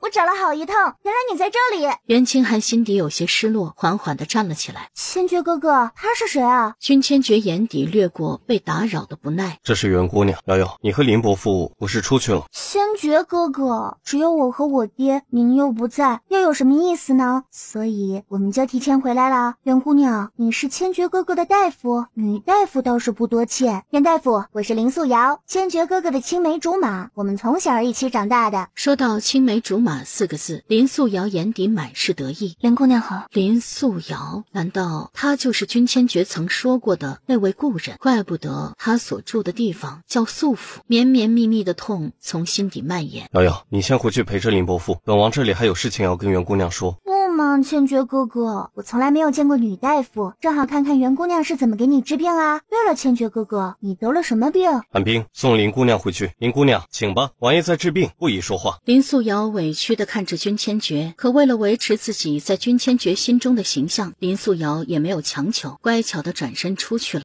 青青，让你受委屈了。不知为何，他似乎感觉到袁清寒心情低落。不过想想也是，他昨天才吻了袁清寒，今天就突然多出来一个年轻姑娘在摄政王府。如果是袁清寒如此对他，他恐怕也会忍不住多想。君公子说笑了，那位林姑娘就是您的故人吧？青青，不是你想的那样，她是旧相识，却不是故人。他当初所指的故人是他，只是现在林家人在，他身边危机四起，倘若被人怀疑了身份，不知道要引起多少祸事。此时他也不能跟袁清寒彻底坦白，怕祸起连累了他。原来是这样，本以为摄政王不近女色，现在看起来红颜知己也不少。摄政王，我先走了，您好生休息吧。眼底泪意已经绷不住，听到他声音里的颤意，君千珏只觉得心如同被人捅了一刀，快步追了出去。青青，真的不是你想的那样。袁清寒头也不回地走了，纤细的背影清冷孤傲，带着几分倔强。他不敢回头，怕自己眼泪肆虐，他更不敢听君千珏解释，他没有那个身份，更没有那个资格让摄政王为他做出解释。王爷，袁姑娘这是怎么了？等处理完了林家的事情，本王亲自去给她赔礼道歉。属下明白了，袁姑娘误会了您和林姑娘的关系，对吧？王爷，现在看起来袁姑娘对您的感情恐怕比您想的要多呢。君千珏眼前一亮，旋即更心疼了。方才心急，他没想到这层，可既然青青也喜欢他，他就更不应该伤害他了。兰儿，这几天找找院子吧，我们从素府搬出去吧。搬出去？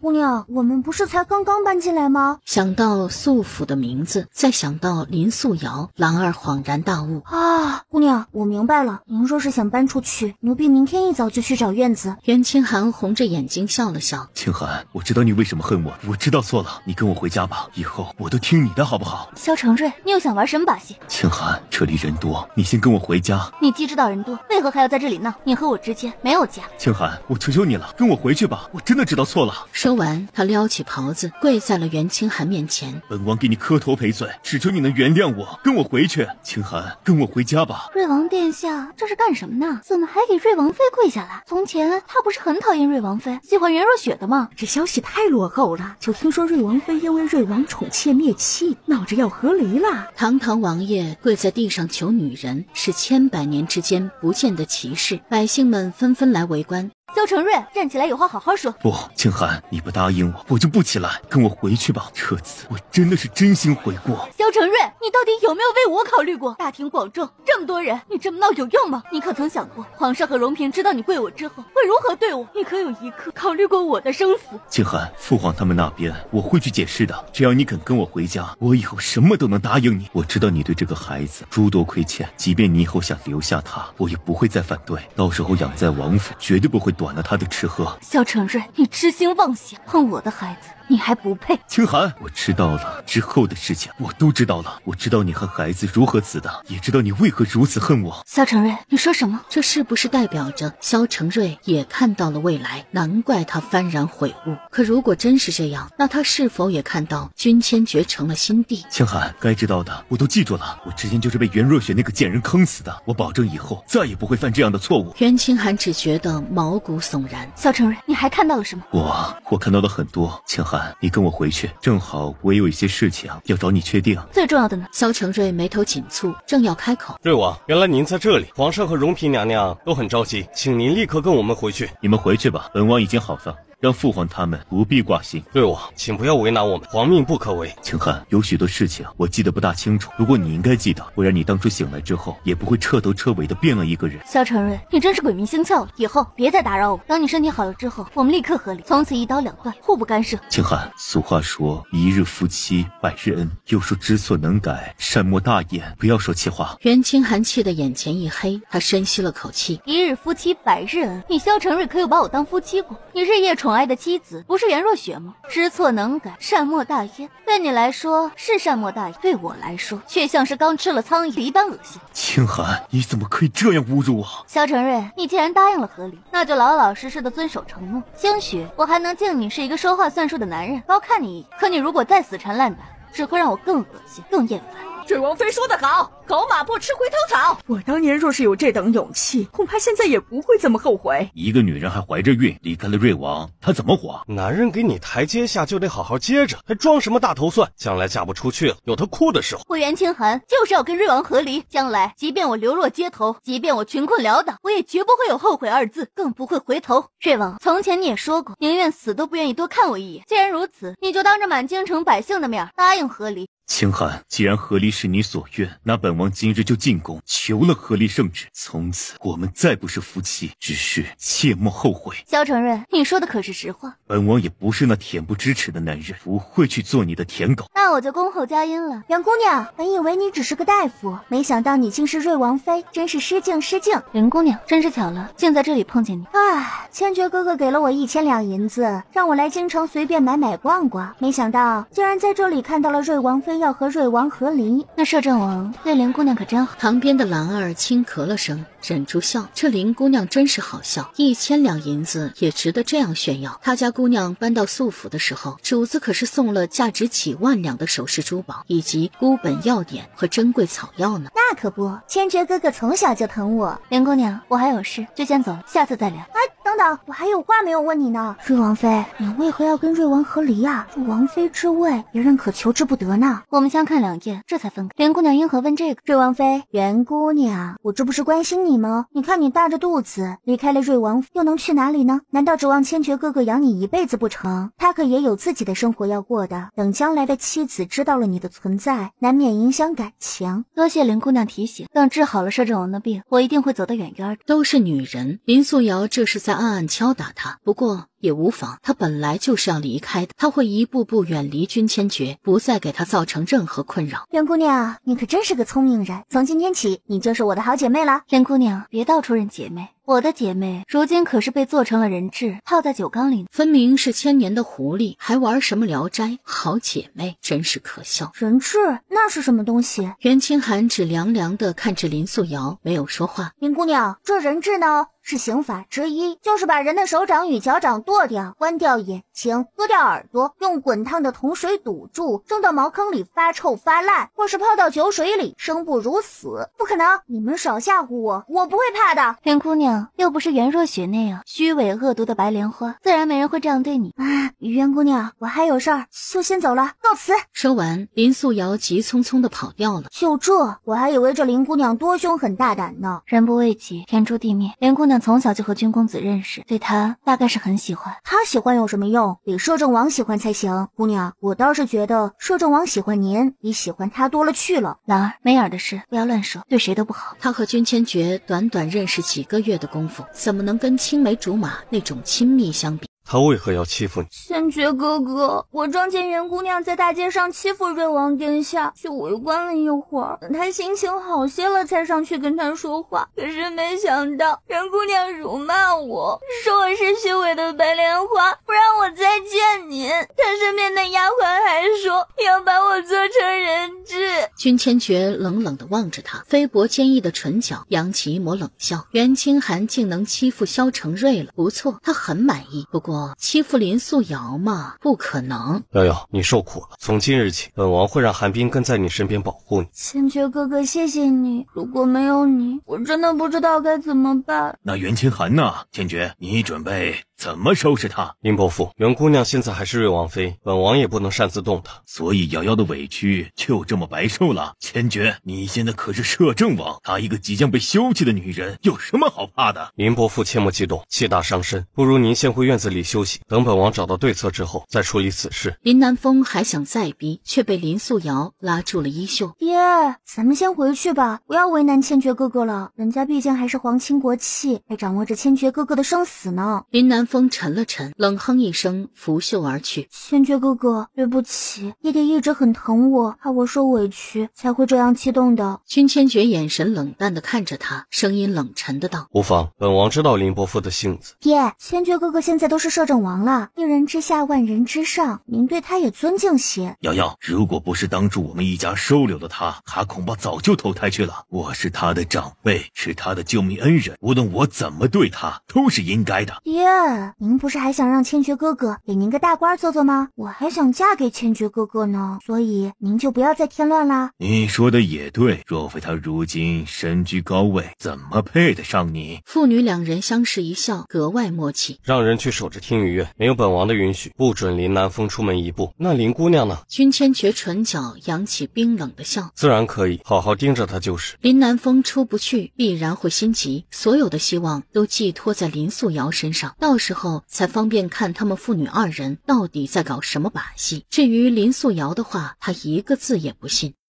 青青，君公子，你怎么来了？我听说瑞王又去纠缠你了，不放心，想过来看看。君公子，我一切都好，你不用担心。不过我正好有一些很重要的事情要告诉你。青青，你想跟我说什么？兰儿，你去外面守着。君公子，我想跟你说一件很重要的事情，希望你不要把我当成疯子。你放心，无论你说了什么做了什么，我永远都相信你。其实很久之前我做了一个梦，在梦里我一直都是哑巴，有孕之后被困在被瑞王和袁若雪折磨致死，连带我的孩子也被残忍杀害。君千珏蹙眉看着他，心疼至极。别太担心，现在一切都好好的。除了关于我的之外，我还看到了别的一些事情，比如这次南荣战场灵王受伤，我还看到了你以后会做皇帝。这等天大的机密被他知晓，不知道君千珏会不会杀了他。青青，只是个梦，做不得数。他身份特殊，将来必然要起事，只是袁清寒怎么会知道？袁清寒多知道一分，就会多一分危险。可能是梦吧，所以我从来不敢对任何人提及。郡公子，今天萧承瑞说他也做了这样的梦，我不知道他究竟看到了多少。无论如何，你一定要小心。你说的都是真的。袁清寒蹙眉点了点头，有些害怕地看着君千珏。你在害怕我？没有。君千珏上前一步，把他紧紧地抱在怀中。那你的心跳怎么这么快？郡公子，男女授受不亲。你不用怕我，无论发生什么，我都不会伤害你。你为什么对我这么好？有些事情我现在不方便告诉你，但是很快你会知道。青青，你去过将来的事一定不能跟任何人讲，否则会被人盯上，带来杀身之祸，明白吗？除了你，我没有跟任何人提过。对了，郡公子，我已经在托人找宅子了，等找到之后，我就带着兰儿搬走了。是不是林素瑶跟你说了什么？没有，郡公子，打扰多日，我也该搬出去了。只要你愿意，你可以永远住在这里。至于林素瑶的话，你不必听半个字。真的不是因为林姑娘？他怎么觉得是？想了想，君千珏解释道：我不喜欢她。不知为何，他心底深处似有些小小的欢喜。这里叫做素府，不是因为她，而是因为悼念先父。我幼时蒙难，曾和曹叔在林家借住过几年，和林姑娘顶多只是兄妹之情，甚至连这点细微的兄妹之情都称不上。郡公子，您不必跟我说这些，我要搬走，跟林姑娘没什么关系。君千珏心底略微失落。既然你心意已决，那我也不多言，只是到时候这些事我依然跟着你，我怕瑞王他们会对你不利。那我就不推辞了，多谢郡公子。不过他也该趁早培养一些顺手的人了。摄政王，曹叔说有事要见您。君千珏微微颔首，又叮嘱了袁清寒几句，才出去了。不知何时，君千珏的一举一动就足以让他欢喜生忧。你可真是会痴心妄想。王爷，蓝军那边的人飞鸽传书，说林南风曾经见过肃王的人。肃王虽是长子，可一直不如灵王、瑞王得宠。他急着在皇上面前表现自己，却也不该对本王下手。您这些年战功赫赫，功高震主，明帝表面倚重您，可心里恐怕早有防备。肃王也算是对症下药了。肃王是吧？那就拿他开刀好了。袁清寒，你确定要跟瑞王和离？宣读圣旨之后，就再无回头路了。皇上，清寒确定要和瑞王和离，请皇上成全。既然如此，朕成全你。奉天承运，皇帝诏曰：瑞王妃品行不端，面丑善妒，尖酸刻薄，不宜为皇家儿媳。今特赐瑞王、瑞王妃和离。听着那满是针对性的圣旨，袁清寒俯首磕了个头，唇角满是讥讽的笑。多谢皇上皇后。不管皇室如何贬低他，从今天起，他和萧承瑞再也没有任何关系了。那些贬低和辱骂根本不足以让他烦忧。袁清寒，如今朕顺应瑞王的心意，赐你和离圣旨，你也要按照之前的承诺，把瑞王彻底治好，否则朕绝对不放过你。皇上放心，清寒说话算话。如果皇上没有别的吩咐的话，清寒就先回去了。明帝微微颔首，虎眸危险地眯了眯，其间满是杀气。父皇，儿臣也先告辞了。等等，袁清寒，本宫还有话要跟你说。荣嫔娘娘，您还有什么吩咐？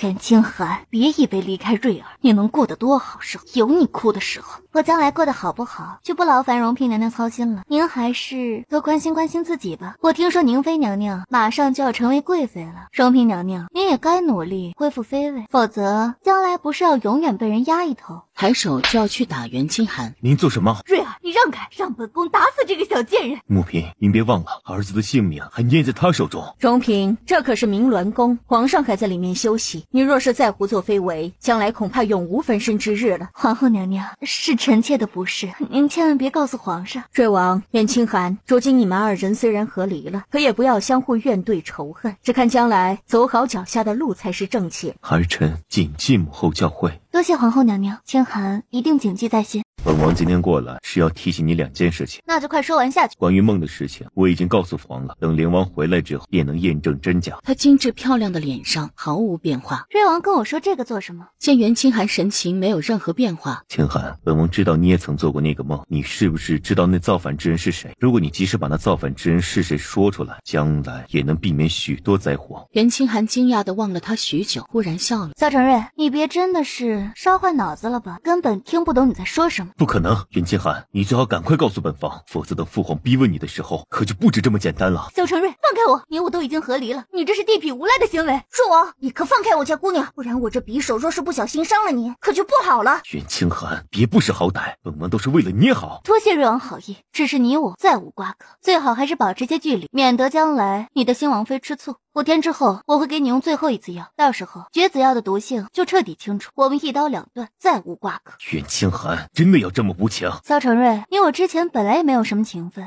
该如何念？所有的情分都在那冰冷漆黑的绝望和无声的血泪中消失殆尽。他对萧承瑞只有恨，只有冷漠，谈何情？袁清寒，你对本王无情，本王却对你还有一丝眷顾。关于那个梦的事情，本王已经告诉了父皇，你可以选择告诉本王真相，或是让父皇审问。说完，萧承瑞眼神阴鸷地看了袁清寒一眼，转身下了马车。摄政王这样偷偷摸摸地站在别人身后，岂是君子所为？瑞王，你和袁姑娘已经和离了，还上马车骚扰她，这就是你所谓的君子所为吗？我们曾是夫妻，我们2人之间究竟如何，轮不到你来操心。君千珏，我听说你老家那边来的人，你却把他们关在府中不准出来，你可要小心了。如果等本王查出了什么，再无你的翻身之日。瑞王，本王的事情不必你操心，你还是照顾好自己。萧承瑞冷哼一声，拂袖而去。君公子，我正好要进宫，正好看到瑞王在为难你。多谢君公子，不过我已经没事了。恭喜你，终于能离开瑞王府。朕昨晚做了噩梦，梦到灵王受了重伤。摄政王，你看可有什么化解之法？皇上，臣又不是高僧道士，如何化解得了？而且只是一个梦而已，皇上不必多虑。明帝这是在试探他，也是在警告他。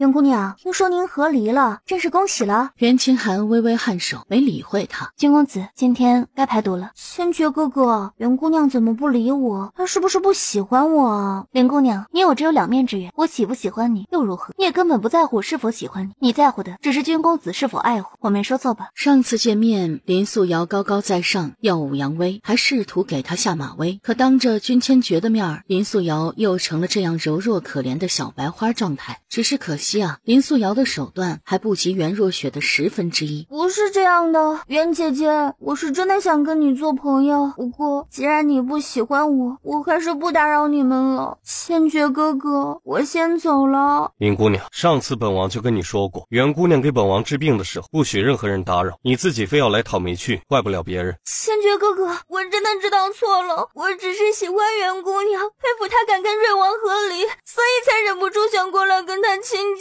林素瑶心底到底在想什么？他们2个明明心知肚明，这些场面话只不过是说给君千珏听的罢了。男人最吃这一套，萧承瑞就是如此。至于君千珏嘛，林姑娘，这里是摄政王府，如果你还想在这里住下去，就老老实实的守规矩。如果下次再敢打扰本王，就别怪我不念旧情了。青青，开始吧。瑶瑶，怎么了？谁得罪你了？爹，袁清寒那个狐狸精，恐怕早就勾引上千珏哥哥了，跟瑞王和离，说不定也是为了攀上千珏哥哥这棵大树。瑶瑶，不能吧？君千珏可是一人之下，怎么看得上别人的气氛？爹，你是男人，应该比我更清楚，妻不如妾，妾不如偷，偷不如偷不着。千珏哥哥这么多年都没有什么女人，兴许就是着了袁清寒那个贱人的道，才会如此。至于事情究竟如何，只要一问瑞王便知道了。那寒冰说为夫如今不宜出门，瑶瑶，过几日就是太后寿辰，到时候让君千珏带你同去，你也都认识皇族子弟，看看是否有更好的选择。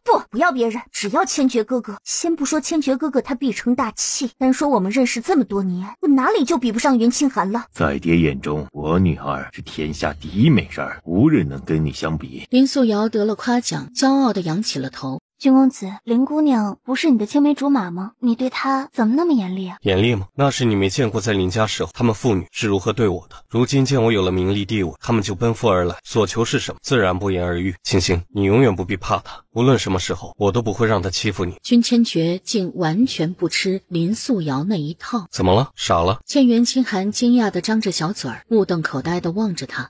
青青，你以后会相信我的。王爷，南边。看见袁清寒也在，袁清寒下意识地站起来想离开。不必，有什么消息直接说吧。君千珏的手虽只是碰了他一瞬，却也足以让袁清寒面红耳赤，心跳加速，眼尾染上红霞。君千珏喉结动了动，眼神晦暗地把目光从他身上移开。寒冰向来眼尖，自然看到了君千珏和袁清寒之间的小动作，低头偷笑一下。王爷，南边传来消息，说灵王在战场上受伤了。怎么伤的？信上没说，你先下去吧。青青，你可知道灵王如何受的伤？应该是其中有人想要灵王的性命，至于是谁，我不太清楚。梦里灵王带兵攻打南荣，本应凯旋，可胜利的时候才出了差错，回来之后又闹了很大一阵子。明帝大怒，把所有的皇子王爷都细查了一遍，最后却不了了之。本王知道了。君公子，你是想……这是对付瑞王的最好机会，等他受挫，就再无翻身之日了。可瑞王知晓很多未来的事，等明帝反应过来之后就麻烦了。青青，你放心，我都会处理好的。主子，瑞王府送了2具尸体去乱葬岗，一具是袁若雪，另外一具是他的贴身丫鬟。本就是废人，死就死了。主子，在袁若雪死之前，袁侯和瑞王达成协议，要联手对付您和袁姑娘。那他们也得有那个本事才行。这袁侯倒是真的冷酷无情，连自己的女儿也不在乎。瑞王和侯府想联手也没那么容易，也是时候让袁鹤乙付出代价。王爷放心，属下明日就去安排。丞相府，小姐头顶了。月白，你这是为何？若是不想嫁摄政王，跟爹说就是了，为何要自尽呢？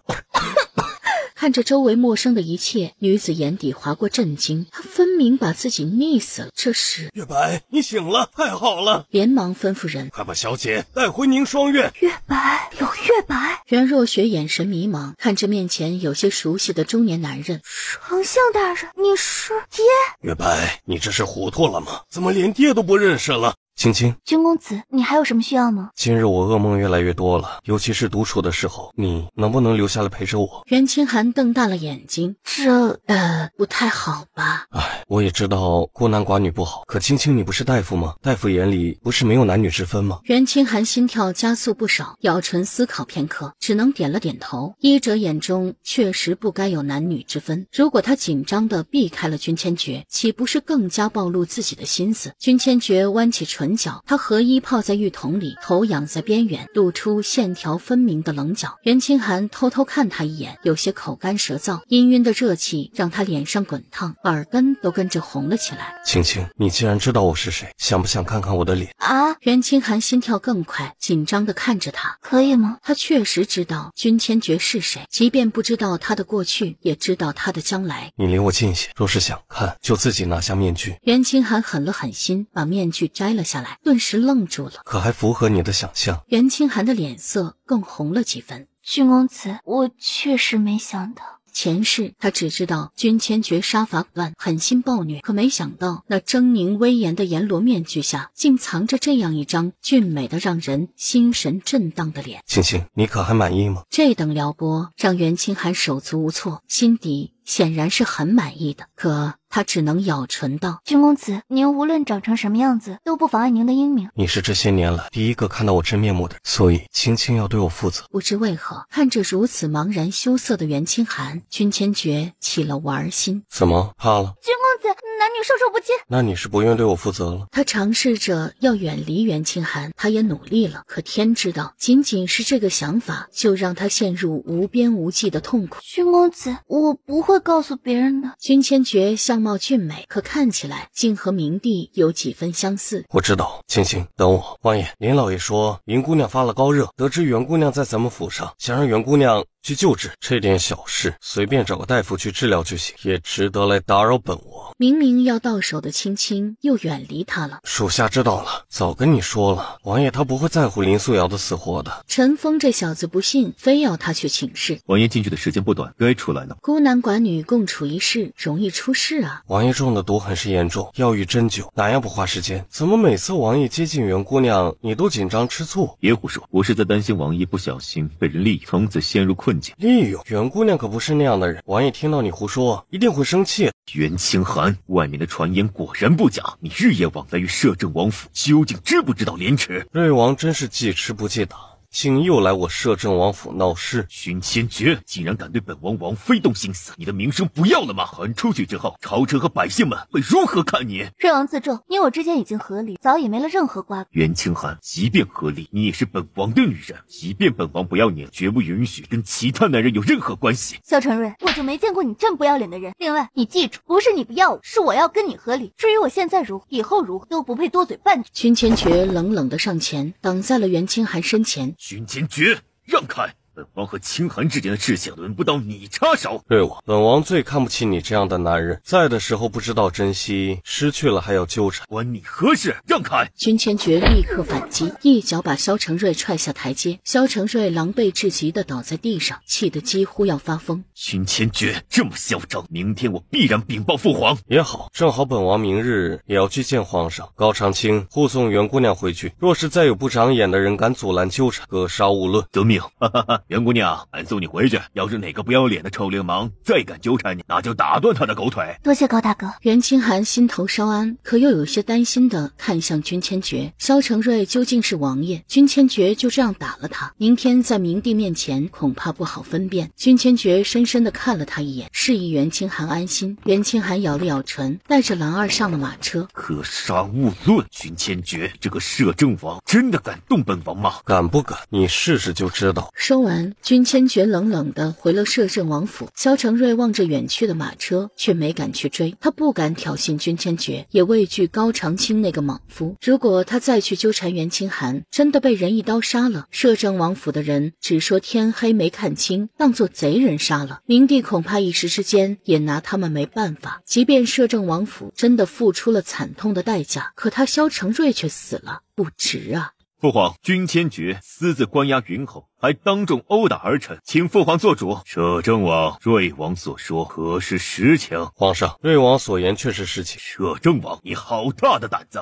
朕把权力交给你，是让你帮朕分忧，不是让你滥用私权，欺辱皇室。明帝阴沉的虎眸中掠过丝丝兴奋。多年来，他从不敢对君千珏这个摄政王说过重话，可今天，既然君千珏自己都承认了这2项罪名，他便是要自讨苦吃。父皇，以儿臣看来，摄政王是得意忘形了。如今军中一片哗然，都在为云侯抱不平。父皇不如好好处置，收回他手中权力，警醒一番。摄政王，你可有什么要说的？皇上，臣所做一切都是为了皇上，为了大宁。如果皇上要责罚，臣无话可说。如何为了朕？君千珏手握军权，早已不是简单一道圣旨就能收回的了。如今边关战乱甚多，明帝更不敢随便对他动手。皇上，云侯这些年收受贿赂，私自挪用不少军饷，都登记在册。昨日审问之后，云侯也都招供。皇上明鉴，我家王爷可是一心一意为了朝堂和大宁啊！看着那厚厚的账本，以及盖上了鲜红手印的认罪书，父皇，摄政王一天一醒就让元侯认，手段必然残暴，说不定是屈打成招，请父皇细查。瑞王向来跟元侯走得近，不知可有涉及其中。君千珏，你竟敢诬陷本王！是否诬陷，瑞王心中应该有数。瑞王杀了元侯最疼爱的女儿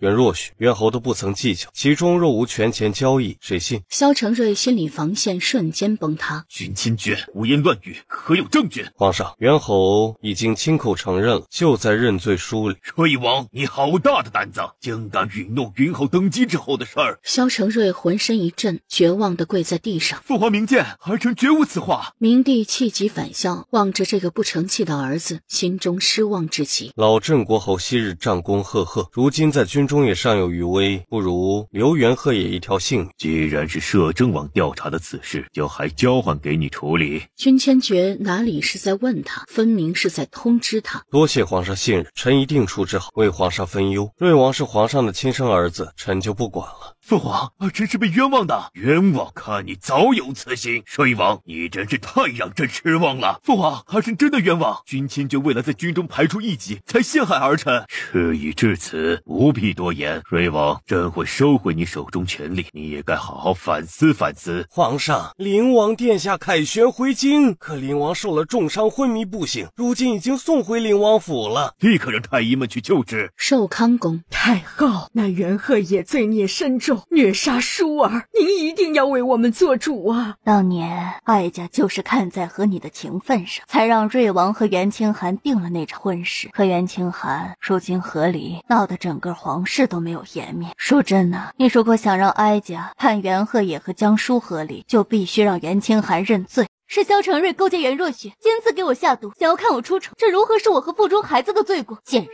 你果然承认了。来人，把袁清寒给哀家拖出去，乱棍打掉野种，看他以后还敢不敢放肆！谁敢？袁清寒，你好大的胆子，竟跑到哀家的寿康宫发号施令了！太后，不是我要挑衅你，实在是您不讲道理。这孩子是被袁若雪和瑞王设计才有的，我们母子俩都是受害者。太后若是生气，想要讨个公平，该去惩罚瑞王和袁若雪，而不是欺辱我。善良之辈反而被害，这是哪门子的道理？太后，清寒这孩子从小哑巴，一直不知怎么说话，激动之下冲撞了太后，老身代他给您赔罪。太后，此事将军府也曾调查过，确实不是清寒的错，希望您可以高抬贵手，放过他和孩子。来人，把江老夫人送回府去。哀家今天一定要教训教训这个不知天高地厚的东西。太后，您不能这样啊！清寒，快给太后磕头认错。怀祖母，您回去吧，我没有错，自然也不会认错，倒是有几分骨气，只是不知在棍棒之下，你是否还能如此嘴硬？快把人拖出去打死！太后饶命！太后饶命！袁清寒，哀家不管你是不是受害者，你让皇室颜面扫地，就是罪不可恕，即便万死也难辞其咎。袁清寒手中药粉也在顷刻之间散开，侍卫们瞬间咳嗽着栽倒在地。太后离得远，吸入少一些，却也跌坐在椅子上起不来。袁清寒死定了，哀家就是倾尽大宁之力也要杀了你。看来太后是很恨我，那我只好手中捏着一一颗药丸，能让人精神错乱、疯疯癫癫。这是他之前准备给荣嫔用的，没想到倒要让太后这个老东西先尝尝了。你这个毒女，你想干什么？袁清寒，你想干什么？难道他真的要刺杀太后？袁清寒没理会他，继续往前。袁清寒，皇上正在到处找你，你在这里做什么？皇后娘娘，太后她老人家疯了，我正准备给她治脑子。皇后，快，袁清寒这个贱人拖出去杀了！太后，不知袁清寒哪里得罪了你？皇后留着袁清寒还有大用，袁清寒死了，重伤的灵王兴许就真的没救了。他让皇室颜面扫地，不尊哀家，还敢那样欺辱瑞王。瑞王如今被皇上嫌弃，将来还如何继位？皇后深吸了口气，瞳孔紧缩地看着袁清寒，紧紧捏住了手指。袁清寒，太后确实是有些疯癫，既然你在这里，不如就好好给太后治一治，如何？